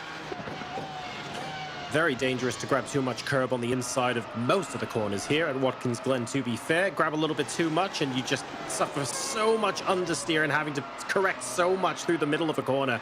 And all of these, pretty much every corner on this track is just such a high average speed that anything you scrub off in the middle will come back to haunt you. So Jackson Starrett waiting to see if Ladich does actually do that for an opportunity to try and close up and potentially take that third place position.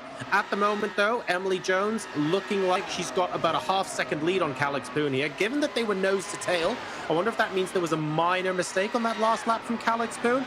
But either way, they are still about 2 seconds ahead of everyone else. No, I just think they've decided to start racing clever. They were being caught. It was very obvious they were being caught. And they've pulled out a gap of around 1.8 seconds now. It's about 9/10, so they nearly took a second out of the group behind by just staying in formation. So Calix Poon could make an overtake at any point if they wanted to, realistically, because of the slipstreaming of this circuit. Very similarly talented in terms of raw pace. You can see Calix is right behind now Emily Jones. But ultimately, they want this to be a 2-horse race. P1, P2, thank you very much. Off we go to the final. You know, job's a good one. But if they invite 3 other drivers to get involved, it's like having a sleepover, and you've only got a certain amount of chocolate bars, and there's only 3 of you. But then 3 other people who you invited earlier in the week, but they said no, now saying yes. And you're like, oh no, I've got to share these chocolate bars. I'm not having that. So yeah, you don't want them to get involved. On board now with Ryan McCarthy, the 3027 car, and very right for us to call this out. Take a look at some of this. Additional data-driven insights powered by Splunk. Started in 15th and is currently in the top 6. McCarthy doing an absolutely incredible job so far in this race. It's not top 3 material, but it's a good fistful of points, and still only about the halfway mark in the race, so possibility maybe of making up even more. Yeah, McCarthy has kind of got that name where you want to go incognito as a spy, but then you just go well over the top with your name. Yes. Very, the alliteration is also wonderful to say. McCarthy. It's a delicious thing. McCarthy. Yeah, there's a blimp, by the way, in the sky. Just noticed. Sorry, I got sidetracked. I just saw a blimp. I don't know why. Yeah, there was a blimp. I was thinking about how they'd like their martinis, to be honest. I thought that was the next logical step. Once we recruit them as superstar. I was just looking at the blimp and it reminded me of the pig in Toy Story 3. So I don't know why. Wow, I'm just talking gibberish. It's early morning, guys. It's really early. Have you been watching a lot of kids' movies again, Luke? I do have children, so yeah. They have to watch it because of me. I mean, I have to watch it because of them. Fair. Entirely fair. Oh, dear. I mean, look, there's an opening for James Bond soon. This is the last one Daniel Craig's going to be in, so McCarthy, every possibility. I thought you meant me. So yeah, I could drink the martinis, no dramas. Yeah, it's the rest of it you might have some problems with. Yeah, but the martinis, yeah. Easy peasy. Don't even worry about it. There's no jumping out of planes. Like, yeah, no, I'm not doing that. Can we just land and then I'll go get the bad guys? All 3 of these guys, by the way, in line with each other. Now, Jackson Starrett looking on the outside of Laddish, isn't going to be able to make it stick. Timothy Vaughan just behind them now. This is the battle for 3rd place. And it was Laddish, I think, managed to pull something like a second on the 2 cars behind, but they've reeled him in now, and this is a proper 3-way fight.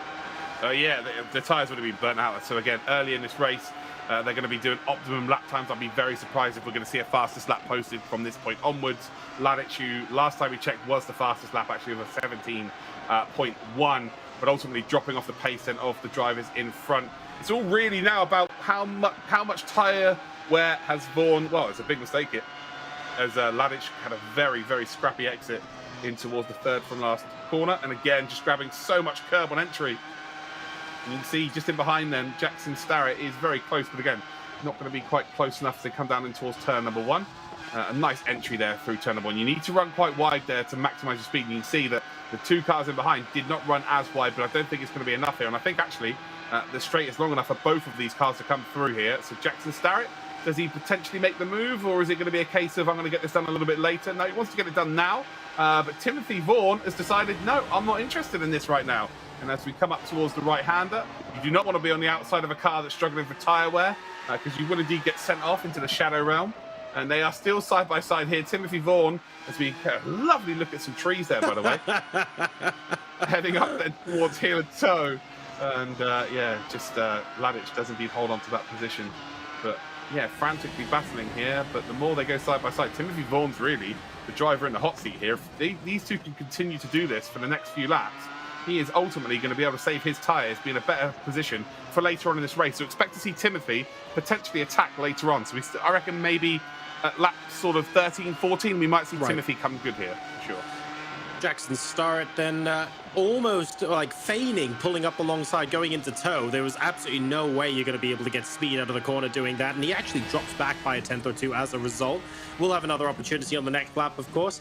I was today years old when I learned you can break the clutch in iRacing, says Matt Danson. Oh no, is that what happened off the start line? Brutal. Oh dear, that is there we go. Classic. Bit of You can tell context there. something went wrong. Something definitely went wrong.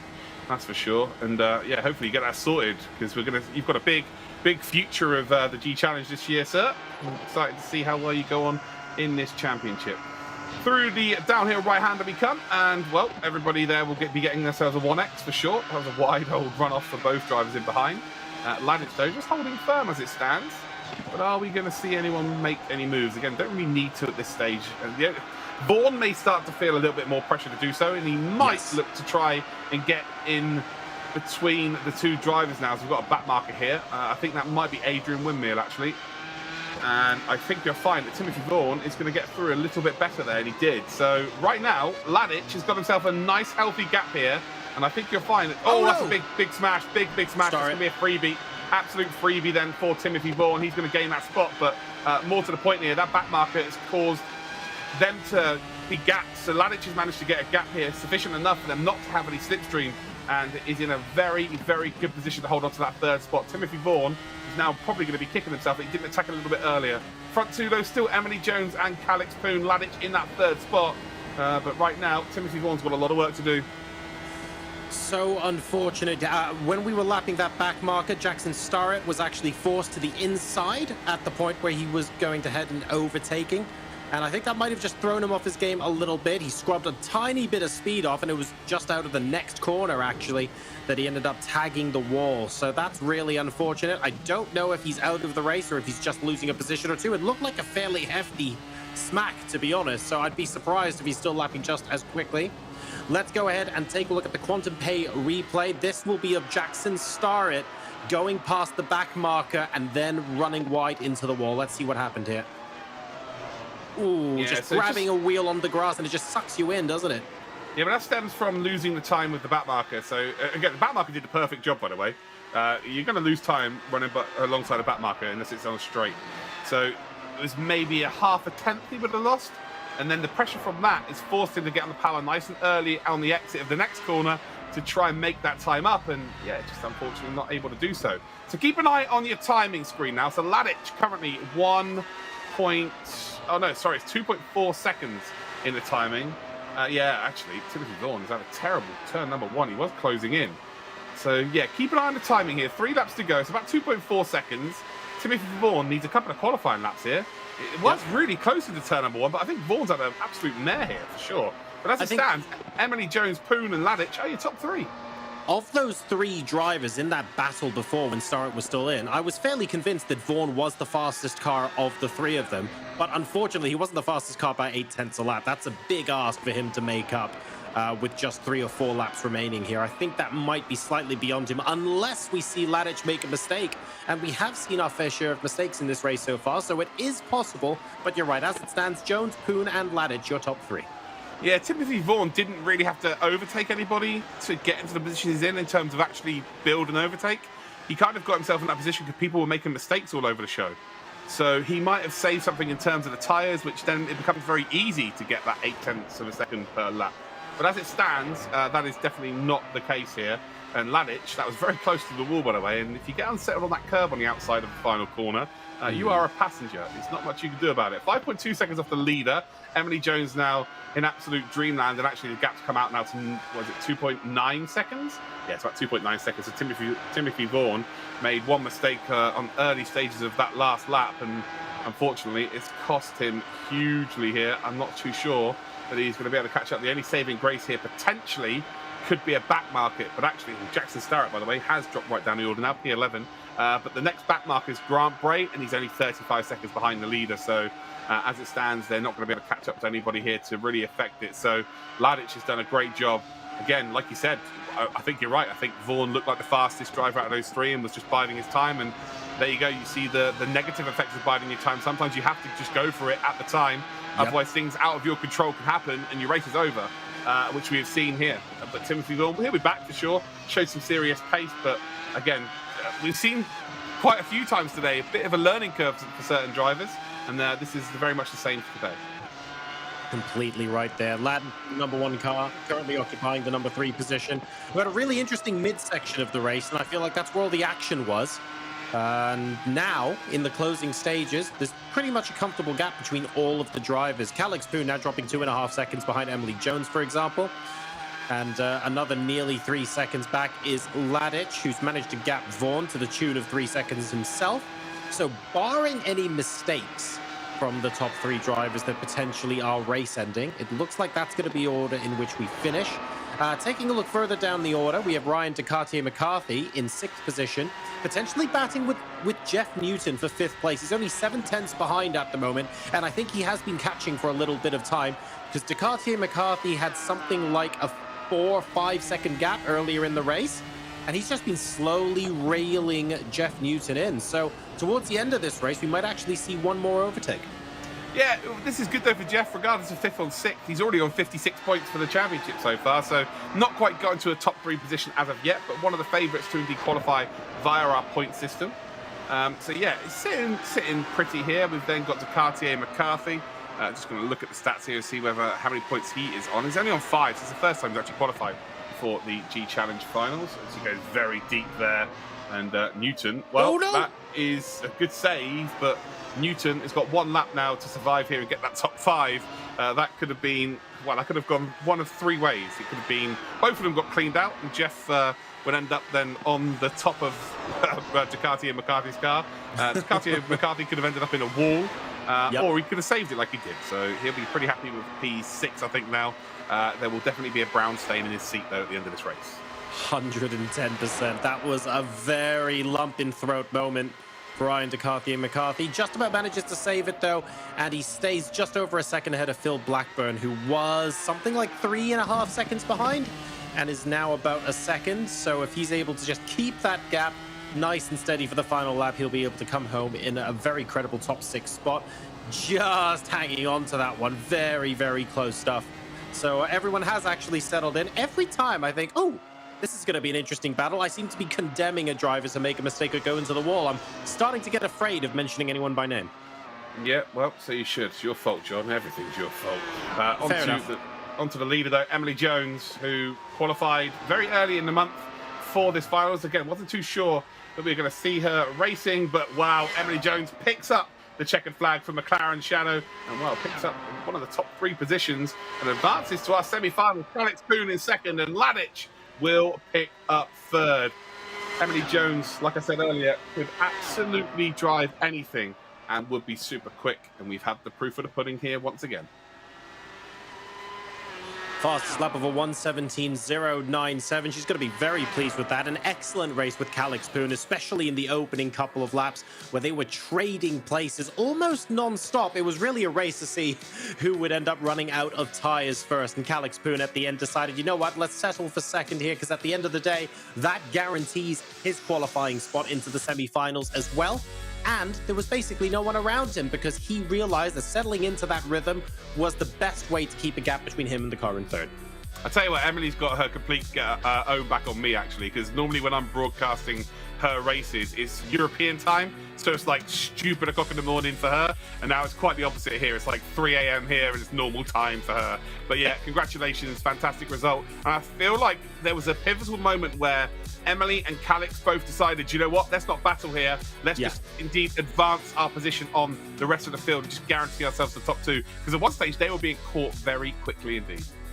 So let's go ahead and take a look at the final results for our open wheel race then, sponsored by Splunk. Emily Jones will take the victory with Alex Poon in 2nd place. Jaden Ladic grabs the 3rd position and the final automatic qualifying spot to the semi-finals here at the Logitech McLaren G Challenge. Timothy Vaughan in 4th, Jeff Newton in 5th, and Ryan McCarthy, after surviving that late race scare, will come home in 6th with 28 points. Phil Blackburn is then in 7th, Jonathan Eaton, Stephen Main, and Grant Bray make up our top 10.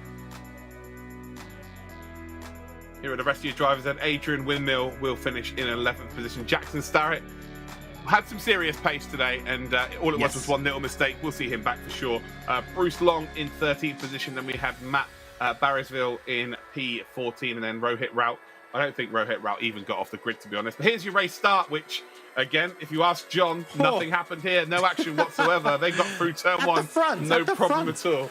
Well, it was P2 that caused it, John. Crikey, how much further do you want them towards the front? Here's the battle then for what was P3. Jackson Starrett was battling with Ladic for pretty much the entirety of the race until, unfortunately, there was a mistake. But again, this was a little bit earlier before the back marker did indeed get involved. But these two were just nose to tail pretty much the entirety of the race. But then here's the mistake here as we go underneath the trees and just gets a bit slidey off the dew from the trees for sure. hits in the wall there, and that was game over, and actually killed Timothy Vaughan's race as well, because he had to avoid that.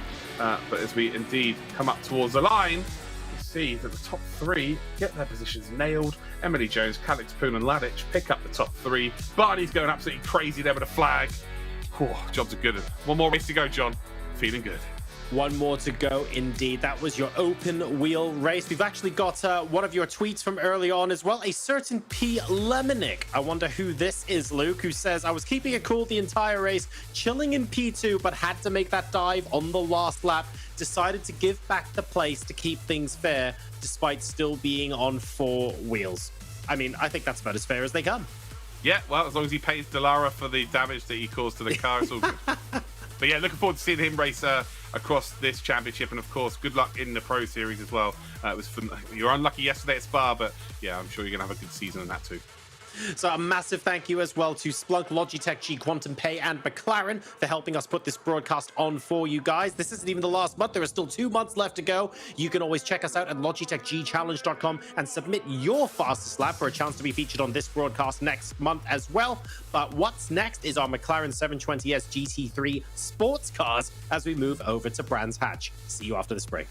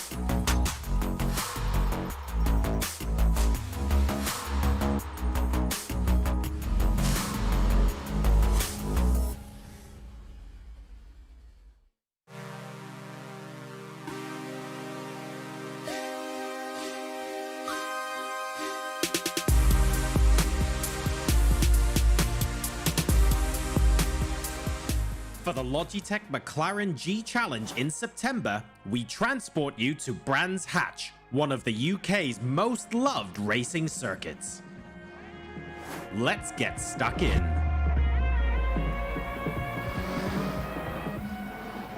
Off the Brabham Straight, your first corner will be the Paddock Hill Bend. Avoid the inside curb as this will bounce the car around, causing you to lose valuable time. Heading into Druids shortly afterwards, you can afford to brake late here since the corner is on a steep incline. Keeping just clear of the curbs on the exit, you'll then have a good downhill run going towards Graham Hill. Surtees soon follows, where you don't want to run wide because it will be crucial to get the power down early so you can gain as much time as possible with a good exit onto the back straight. Hawthorne Bend is then the high action point of Brands Hatch. Accelerate mid-corner and get as smooth a high-speed exit as you possibly can to maintain your momentum. Finally, approaching the end of the lap, make sure to carry as much of your speed as possible through clearways onto Clark Curve for maximum speed heading onto the home straight. Visit LogitechGChallenge.com to enter, and we'll see you on track.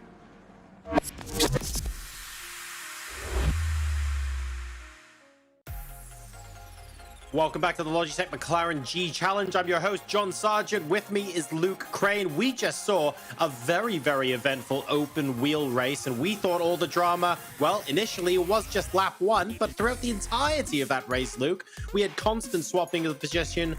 We had all sorts of errors leading to drivers moving out of the race as well. All sorts of drama all throughout. Yeah, it was full of intrigue and drama. It's just great. I'm all just of the really... genres. Yeah, all of the genres. There was horror, there was glitz and glam, there was jazz hands, there's everything. We even had a bit of comedy in there at one point. We did indeed. Yeah, that's my commentary, I think. Yeah, nothing happened on lap one. Don't worry about it. Yeah. We are here for the qualifying of the final race today, and we've got 20 drivers here at Brands Hatch. Well, this is going to be a good one. Oh, excellent stuff. With a lot of drivers going to be trying to jostle their way into the first couple of rows of the grid. As a reminder to everyone as well, it's not just in the EMEA region. We've been taking a special look at some of our drivers here today. So at the Logitech McLaren G Challenge, we've been trying to find some of the most passionate and talented drivers to follow and catch up with throughout the course of the season, not even just over one event. We caught up with Philippa Bakida for this particular edition to Behind the Wheel. Check it out.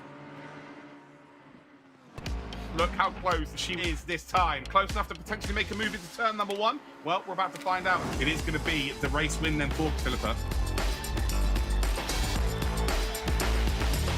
My name's Philippa Bakida. I race in the Logitech McLaren G Challenge in the 720S sports car.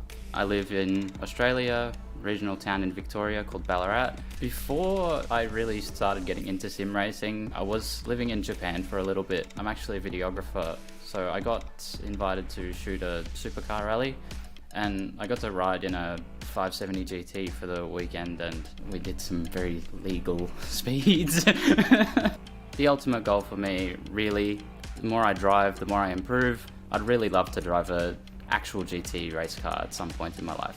Last year, December, was SRO Esports, and I actually managed to win the Asia Championship for that one. It is going to be a championship win for Philippa. And that was about 1 year past the time where I began to struggle a lot with mental health because of gender transition, and it's really caused me to question what I was doing, who I was even. Being able to win that championship really changed my view on a few things. It made me feel like I was actually capable of doing something. Some of my biggest supporters in my life at the moment, they've got to be, of course, my mum.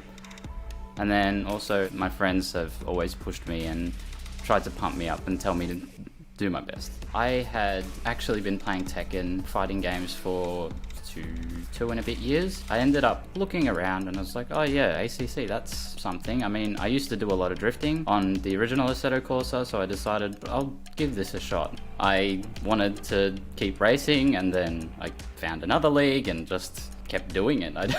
There was no end to it. Oh, what a move from Bakida! When it comes to the cars that I really love, I've always sort of been interested in the modified super low, super wide wheels and camber and everything. If I could have any car in the world, I can't resist the Lexus LFA. That car is perfect to me. In Asia Pacific, my biggest competitor, and also the person I tend to look forward to racing the most, is Andrew O'Hara. He's probably the best in Asia Pacific as far as I'm concerned, and going into round one, I knew that O'Hara, Houlihan, they were very scary drivers to go up against. I mean, I managed to get pole position, just barely in front of O'Hara. From there, it was a pretty straightforward race. Beating O'Hara is no small feat, and honestly, it just gave me a lot of confidence and a lot of comfort in the fact that it was even possible. Going into round two, I knew I was already in the semi-finals, but I found myself on pole position again, and Houlihan being a teammate and good friend of mine, I just went, you know what, if you can get close and you have the opportunity to overtake, I'm just going to let you go and I'm going to help you get into that semi-finals position. Going into round three, knowing that my friends and teammates are into the semi-finals, I'm not going to make it easy for them to win this time, but I'm looking forward to getting another shot to drive at Brands Hatch, because during SRO Esports I had a really nasty time. I actually got punted into the pit lane, so that was interesting, but another chance to show what I can do at the track would be good.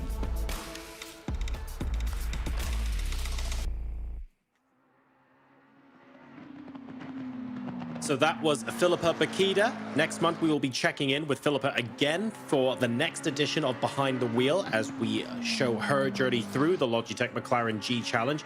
Very interesting story, and good to know as well that she's been helping her teammates qualify. That would explain a beautiful move and just leaving that bit of space for Houlihan last time around. But as you heard her say in that VT, Luke, there will be no such concessions this time. They're both into the semi-finals. It's now all-out war.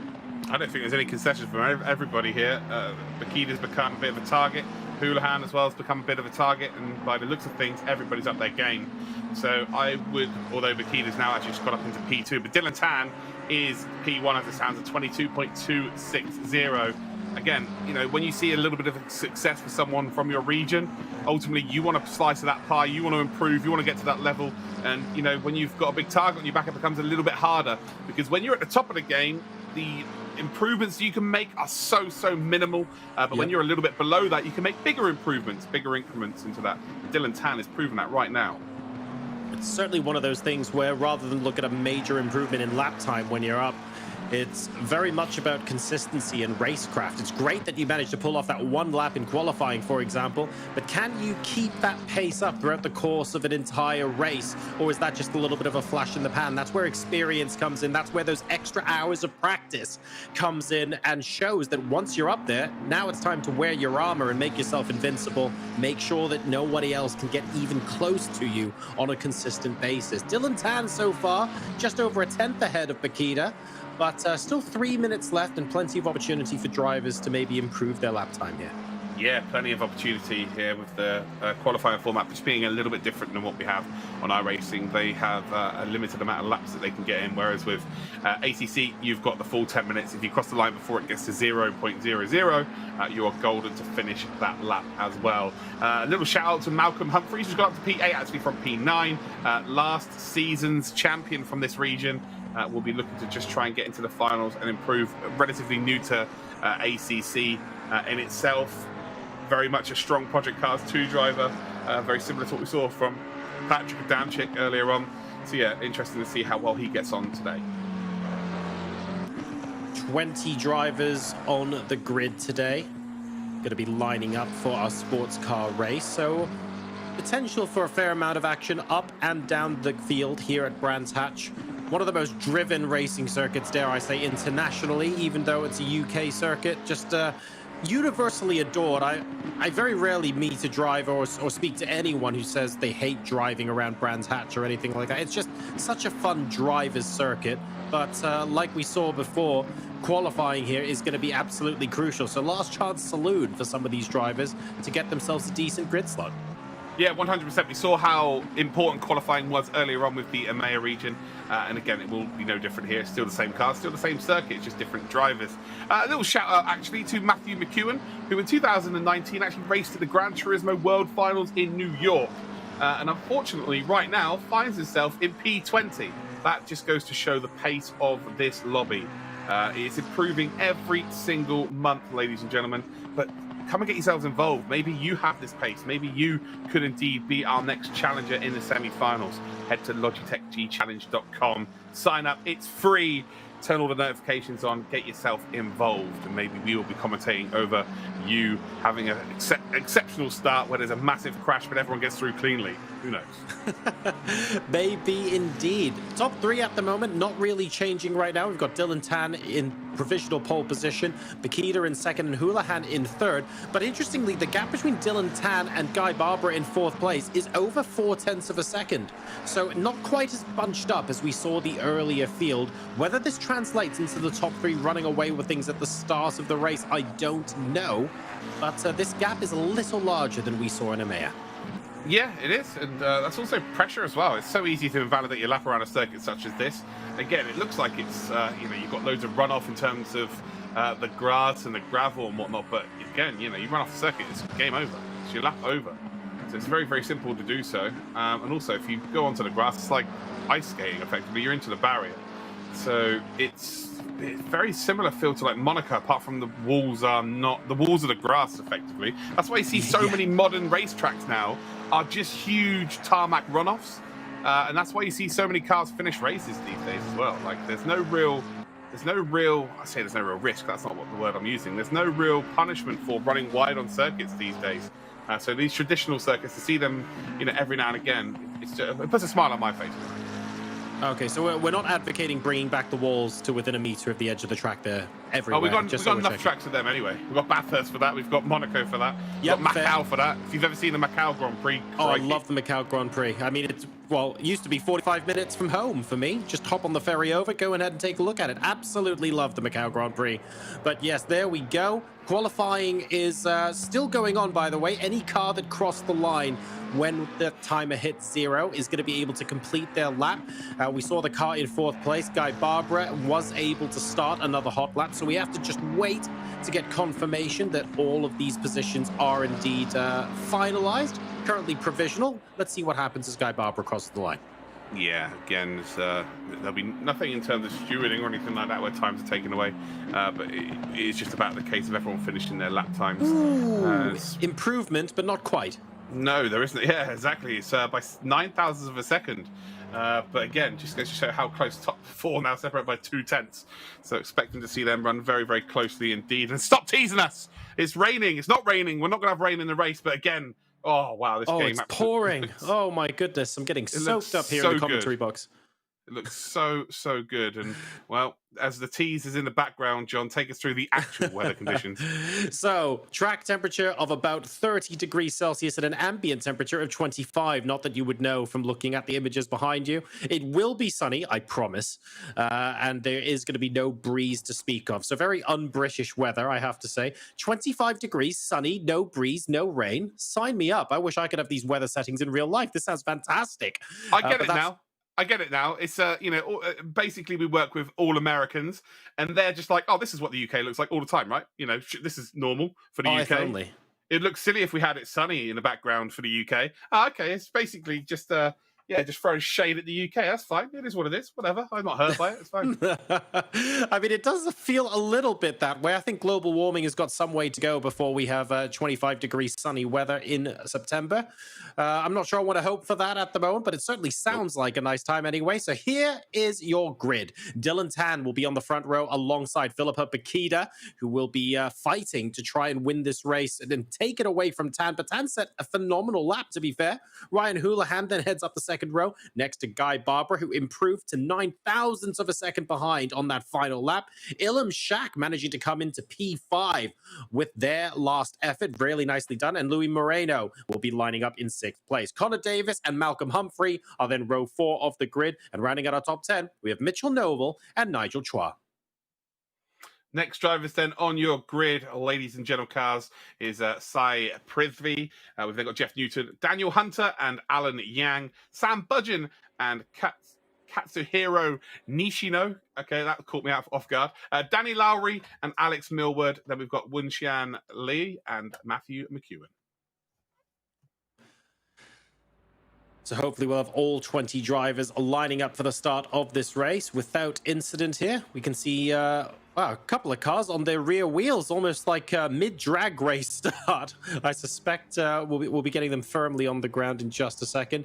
Really looking forward to this race. They look like a dog leading up their leg to relieve themselves. I mean, certainly some extra horsepower in there somewhere. I'm not sure where. Very impressive. Yeah, this is just the setup being loaded in for them. Again, with iRacing, we have fixed setups. Everyone's running the same, but on ACC, unfortunately, that is not a function that we can use. So they do all indeed have their own setups on the car. So they're just doing their final checks right now, and then they will be ready to go. They do indeed have a full 3 minutes to do so. And then they get involved, although it might be a little bit shorter actually with this, but they are nearly ready to rock and roll. Very short formation lap, just a final corner, and then it is 20 minutes of racing. And well, are we going to see what we saw from the EMEA region? Is Tan going to get that phenomenal start, just get across the bonnet of Bokida and just hold on to that lead here? Or is Bokida going to be able to force something here? Houlihan, of course, is going to get involved. They are friends. But I tell you what, they're not friends during this race, that's for sure. Bokida definitely set down the marker, didn't she, in that interview? She said, no, it's not going to be made easy this time. They're already through to the finals. Now it's time for us to showcase our skill set, which I am all aboard the hype train for. Love that. A couple of cars. Oh, right. The pre-flight checks appear to be complete. And there we go. Going to be on the tarmac now with all 4 wheels, getting ready to start this race. I'm looking forward to it. All eyes really on Dylan Tan. Philippa Bokida, lots of expectation on her shoulders, and we've got Ryan Houlihan immediately behind Tan as well. I could see them potentially working together, try and wrestle control of this race from him. Let's find out. Yeah, Dylan Tan has been in all of our races thus far this season. We've been at Spa, we've been at Kyalami. This is a whole different challenge in itself. Dylan Tan's been around about the top 5 in terms of qualifying, but not really in terms of the race being able to be that consistent.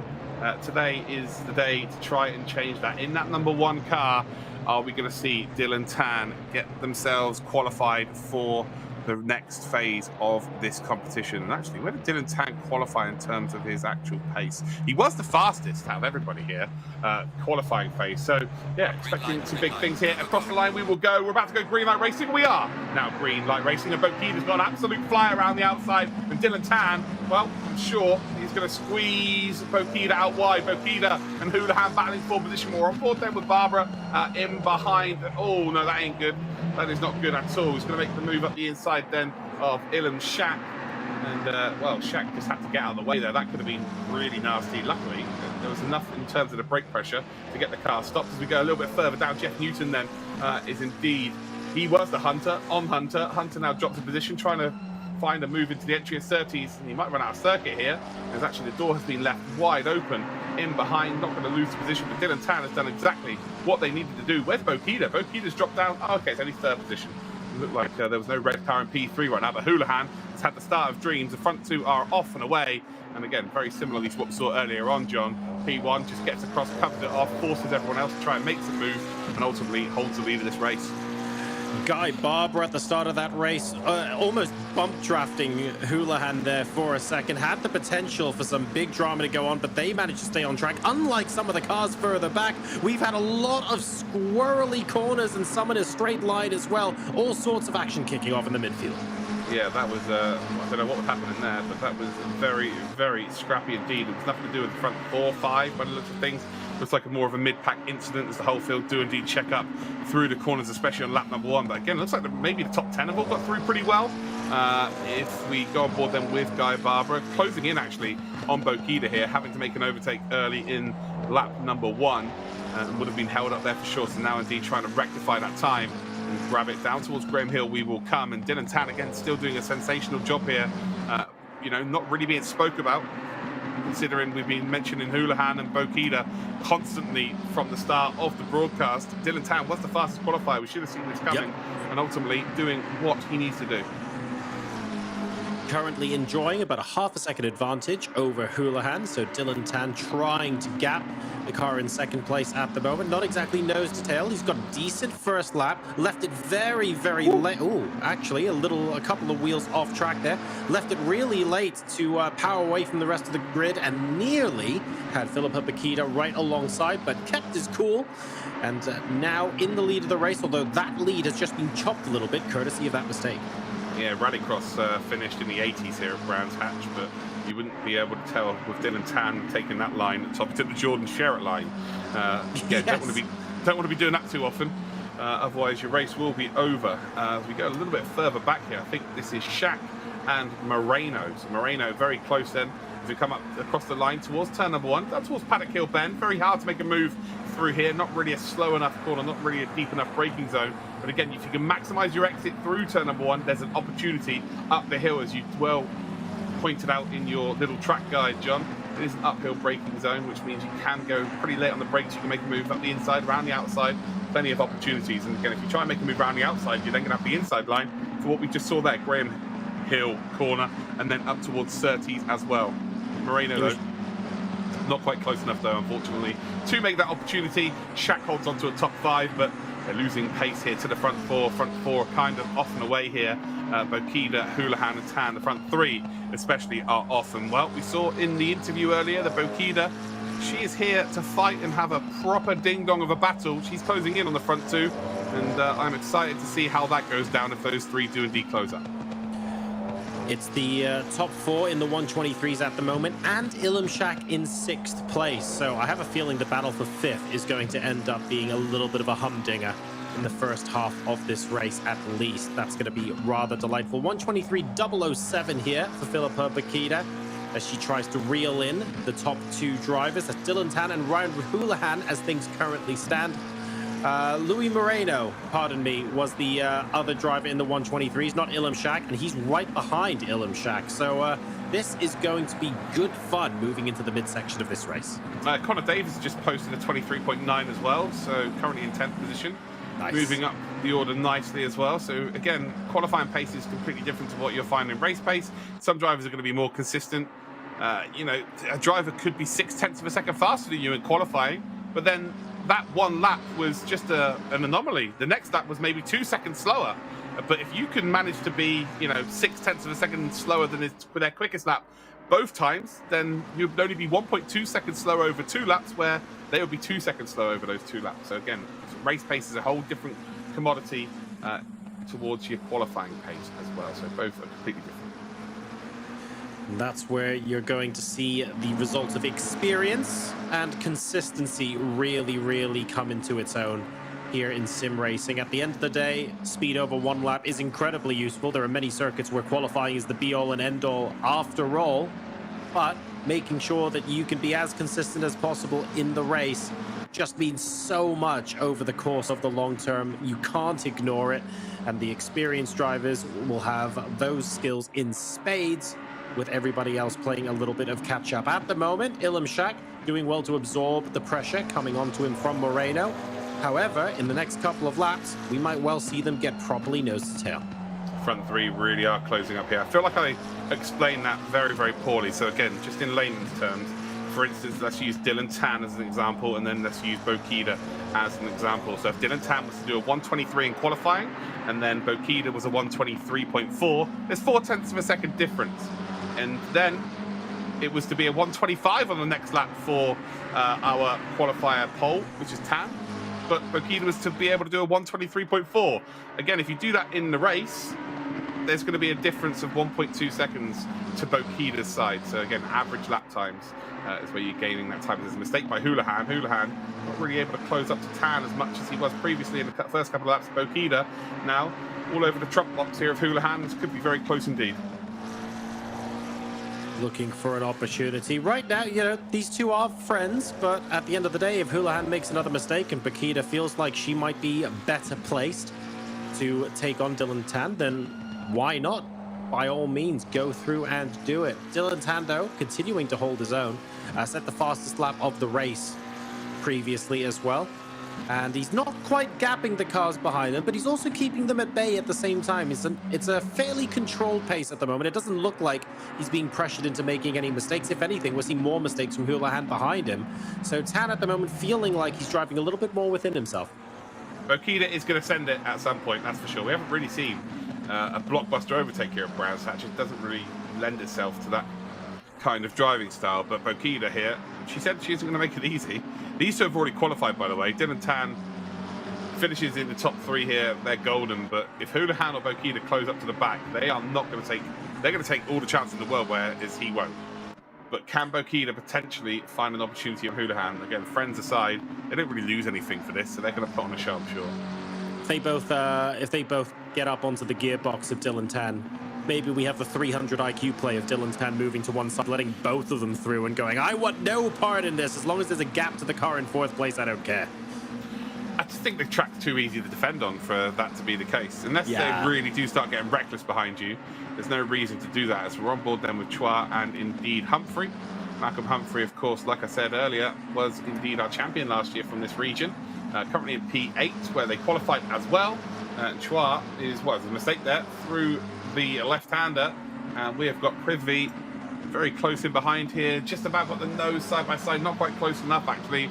Chuado's going to be under pressure along the start-finish straight. Again, another start-finish straight that just isn't straight, but it is flat out up towards turn number 1, which is Paddock Hill Bend, one of the toughest corners in motorsport. It looks simple, but it's downhill. It is on camber to off camber, then back on camber.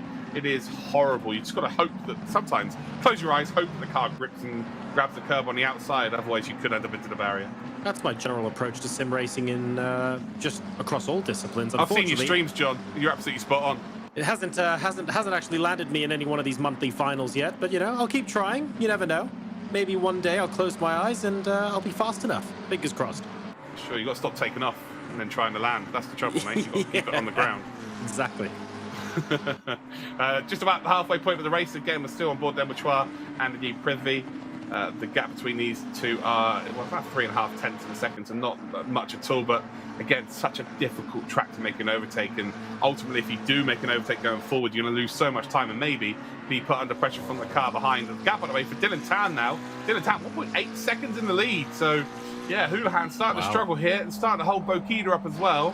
Guy Barbara not really close enough to make too much advances here. Louis Moreno is very, very quick indeed, but again, not able to push forward.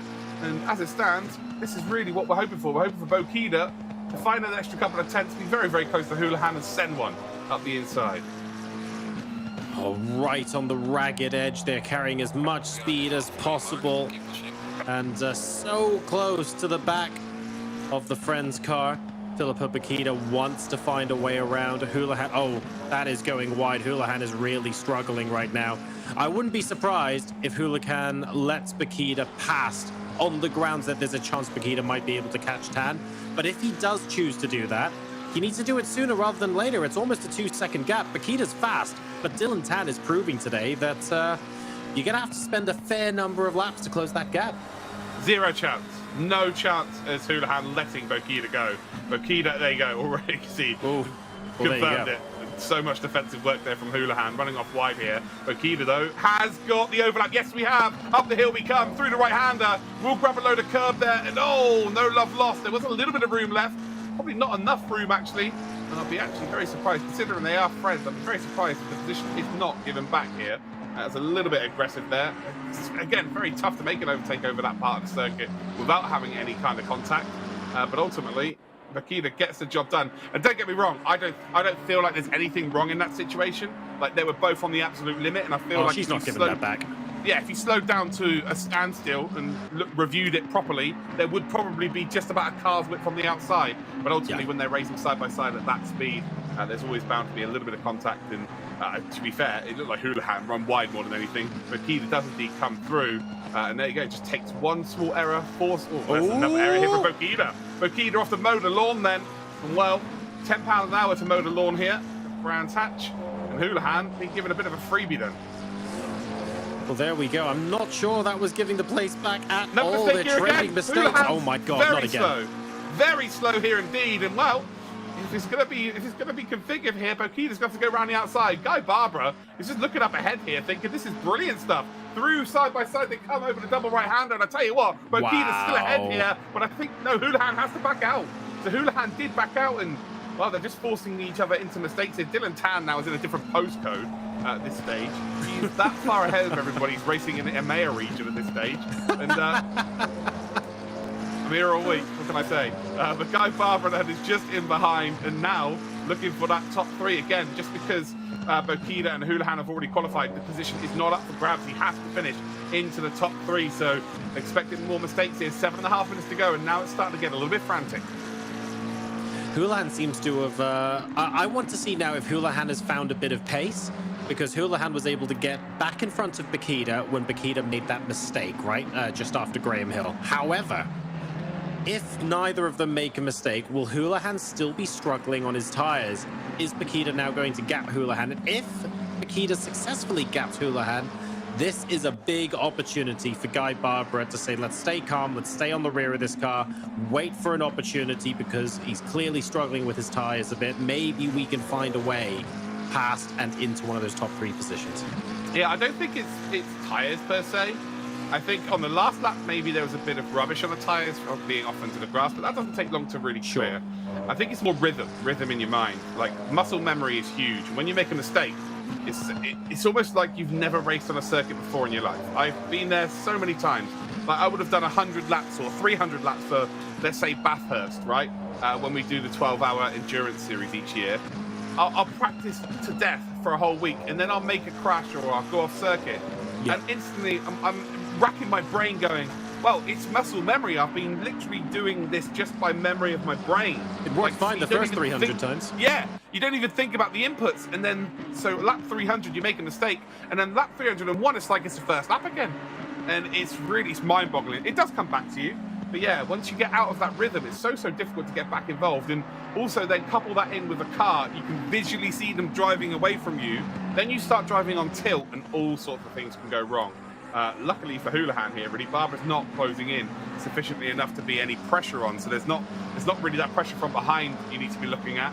But yeah, there's so many different factors within sim racing. And I think we're just seeing them all play out right in front of our very own eyes. Philippa Bokida now about a 1.3 second gap to Houlihan, so she is starting to gap him a little bit. Like you say, though, Barbara not currently in a position to take advantage of this. He's hanging within a second of Houlihan, to be fair, but that's about as close as it's going to get. Houlihan seems to be settling a bit, and like you say, Luke, maybe he's now starting to find his rhythm. He's not focused on the fight with Bokida. He can just get on with making sure he's got some good, consistent race pace. Yeah, for sure. Right now, he's blocking Barbara from going through to the next stage of this competition. Houlihan's not going to care again. The reason why these drivers will continue to race is because they will happily block their fellow competitor. Like, yeah, you guys aren't going to qualify. You've got to go through all 5 months if you want to qualify.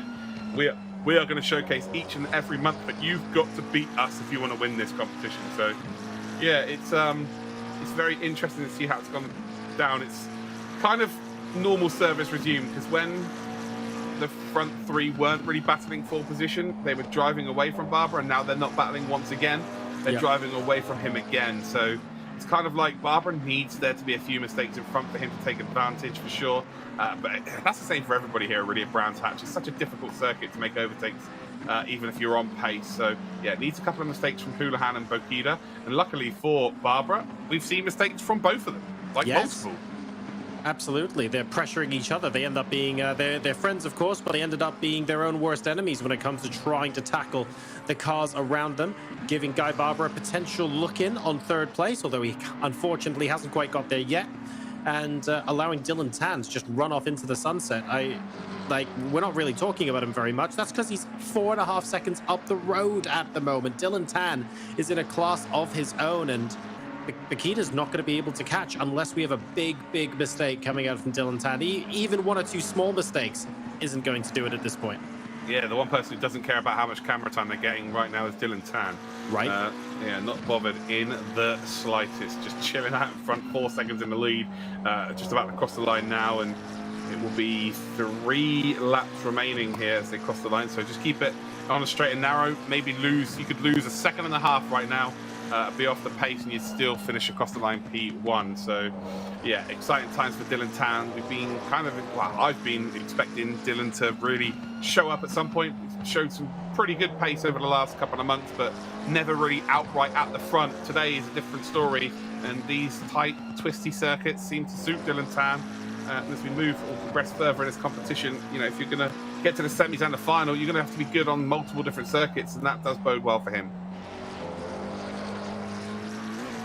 Ooh, catching just the tiniest bit of the inside curb there, but Barbara's not going to let that phase him. Doesn't look like there's too much time lost. Unfortunately, not close enough anyway to make a move. They'll be going ahead and trying to hunt for those extra tenths in the subsequent sections of the lap. You never know when a mistake up ahead actually means that being within 2 seconds of someone is actually mega useful to grabbing that position. And right now, if there's a mistake from the car in front, of all of the drivers in this server right now, Guy Barbara has the most to gain from that. So he'll be absolutely dead focused on making sure he can capitalize on any mistake. They aren't really forthcoming now that they're not fighting with each other, though. Houlihan and Bakita ahead of them. But you never know. Guy Barbara still has an opportunity. It looks like we might get 2 more laps. Yeah. And anything can happen. Yeah, and also there's the potential for a circuit such as this to have a stop-go penalty for track limits. So, yeah, if you get 3 warnings, you get yourself a stop-go penalty, which is 30 seconds stationary in the pits. It's because it's stagnant in the pits then. I mean, that too. That as well, yeah. You start smelling bad and all sorts. But, yeah, you have to stay stationary in the pits. So basically, you finish at the back of the grid. So, yeah, if you just you've got to just go to the end. As they say in football, you've got to play to the whistle. And you've got to go to the checkered flag in these races. And make sure that you are there or thereabouts if someone does make a mistake. There's plenty of factors that can come in. Guy Barbara, and also just try and hang with these drivers, because ultimately if you do qualify via the point system that we have here, you're going to be racing against these drivers again later on, and if you can hang with them and potentially force a mistake from them, it just bodes well for your ego, really. It bodes well for your mindset, as we are now on board then with Prithvi versus Connor Davis. This is for P8, lucky number 8. Malcolm Humphrey, by the way, has gained a spot. I think you'll find that Connor Davis actually dropped down the order here. But Prithvi not quite able to find that move.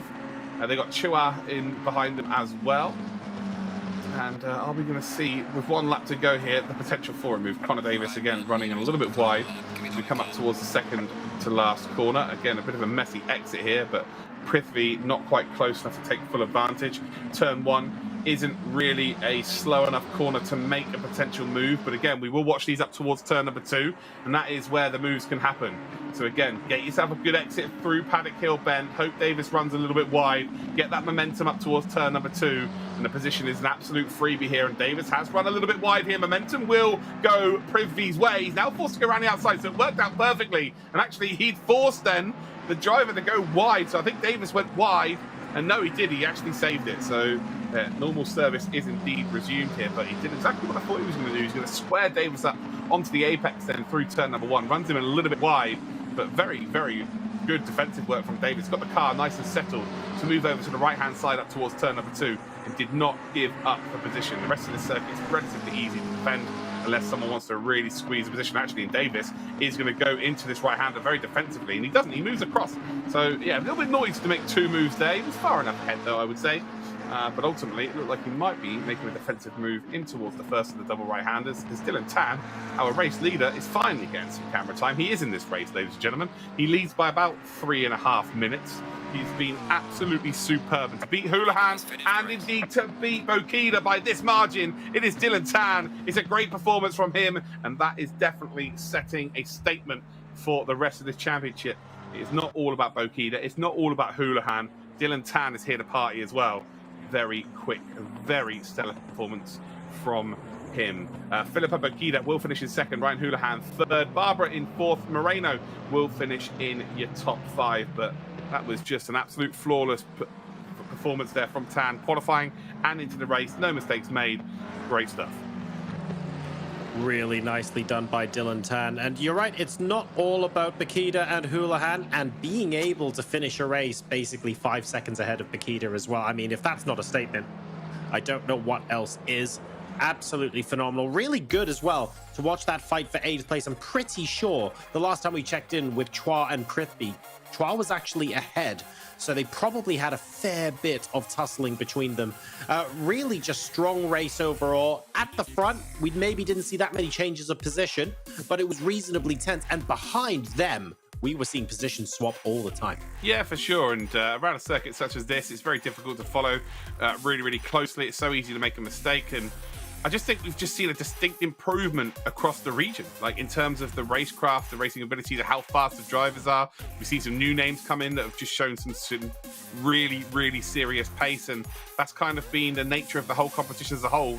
Month 1 sort of served as an advertisement for month 2, and I think we're seeing the same from month 2 moving onwards. Like we're seeing, you know, in the leaderboards 2, 3, 4 times the amount of drivers through there, which again is improving the times across the whole leaderboard as well. Most of the time, the top 30 are all within, you know, with the stock cars around about 0.2 of a second, sometimes 1/10 of a second, but for the most part, for the open wheel and indeed the sports car, it's around about a second now, whereas at the start of the competition, sometimes it's up to 4 seconds. We're seeing some huge improvement right now, and well, yeah, APAC came to party this weekend as well. As a mayor, it's been a fantastic 2 broadcasts so far, man. They absolutely have come to party. Let's go ahead and take a look at our final results here for the sports car race sponsored by Splunk. Dylan Tan, absolutely emphatic victory there. No question about it. And we've got Philippa Bakita and then Ryan Houlihan making up the podium. Guy Barbara won't get one of the automatic qualification positions, but will bring home 32 points as a result, with Louis Moreno just behind him. Mitchell Noble, Malcolm Humphrey, Connor Davis, Sai Prithvi, and Nigel Chua will make up our top 10. Absolutely, top 10 indeed. We look at the rest of the drivers on the grid then. Jeff Newton, Ilham Shak, Daniel Hunter. We've got Danny Lowry, Katsuhiro Nishino, Alex Millwood, Sam Budgeon, Wonsian Lee, Alan Yang, and indeed Matthew McEwen were your top 20 drivers. Unfortunately, McEwen looks like he didn't even get off of the line, or may have actually been involved in the early stages here of the race with the incidents. And there's Barbara then having to get past Shaq to get up into P4. But look at this, it just looked like it was going to be Skittles. Boing. It looked like it was going to be Wii Bowling, but it wasn't actually. I called it as a potential mistake at the start, but in all fairness, it was a phenomenal move. It's a fair play there to Guy Barber, got himself up to P4. Wasn't good enough to get into the top 3. And then, well, we see all hell break loose as we come to the mid-pack here. Mistakes aplenty from everybody. Running into the left-hander there a little bit too fast, unfortunately. Oh, that rejoin. It actually wasn't too bad in the end. That could have been very naughty indeed. Bokida then trying to find a gap here on Houlihan as they come up the hill here. And again, if you pause this, yeah, there's definitely a car's width there, for sure. Definitely a car's width, for sure. Then we had indeed Bokida make the mistake on Houlihan, and then Houlihan made a mistake, and it's like, no, you take the position. No, you take the position. No, you take the position. They're trying to swap it, and Bakita there eventually making it into second place. But that was the sports car race, so the final of our 3 races today. Going back to the start of the evening, we had Matt Danson from Robert Mason and Reese McGillivray. What an incredible final lap from McGillivray, or final 2 laps really, in these stock cars. Makes it up to 3rd position. I think he started the second last lap in 5th, if I remember correctly. Absolutely phenomenal performance there. We'll be talking about that for a little while. Luke, you also called it halfway through that race that that's the only way he's going to be able to come back. What an exciting finish. If you guys didn't watch that, go back and check out the VOD afterwards. Reese McGillivray, an incredible stock car race. Someone better have clipped it. Someone better have clipped that and put that on the Logitech socials. I'll be furious if they haven't. Please do, absolutely. After that, we also had the open wheel race. Let's go ahead and take a look there. Emily Jones takes the victory from Calix Poon, and Jaden Ladich will go ahead and grab the final qualifying spot. Jones and Poon, a lot of tussling in the first couple of laps before settling into a rhythm and being fairly comfortable first and second, to be fair. And a really entertaining drive as well from Ryan DeCartier-McCarthy, who I think started well down the order and finished in top 6. He's going to be extremely pleased with that. Really good stuff coming out of everybody in both the stock car and open wheel. And of course, you've also just seen the sports car race as well. Unfortunately, we didn't get to see in the open wheel Brandon Abraham. finishing, but still managing to pick up 9 points. So plenty of opportunity to come back and try and grab those positions and hopefully get that qualification to the semi-finals. At the end of the day, this is the 3rd month now. There are still opportunities, but there are only 2 more, Luke. So if you haven't already punched your ticket, you're going to be sweating just a little bit now. Yeah, that's pretty impressive that Brandon Abraham is racing in EMEA and indeed APAC, to be honest. Right? Yeah, I thought that was a bit of a I don't know, came from left field. I don't know. I'm tired. It's too late. My final thoughts are, yeah, fantastic 2 broadcasts. The racing has just gone up another notch, I would say. And well, fair enough. Let's go and do it again twice tomorrow. Why not? A massive thank you to Splunk, Logitech G, Quantum Pay, and McLaren for helping us put on this stream. You've watched EMEA and APAC today. We're going to have North America and Latin America tomorrow. And we're going to have 6 races, of course, 2 from the stock car, 2 from the open wheel, and 2 from the sports car disciplines for you tomorrow. So make sure you stay tuned and come back to twitch.tv/LogitechG.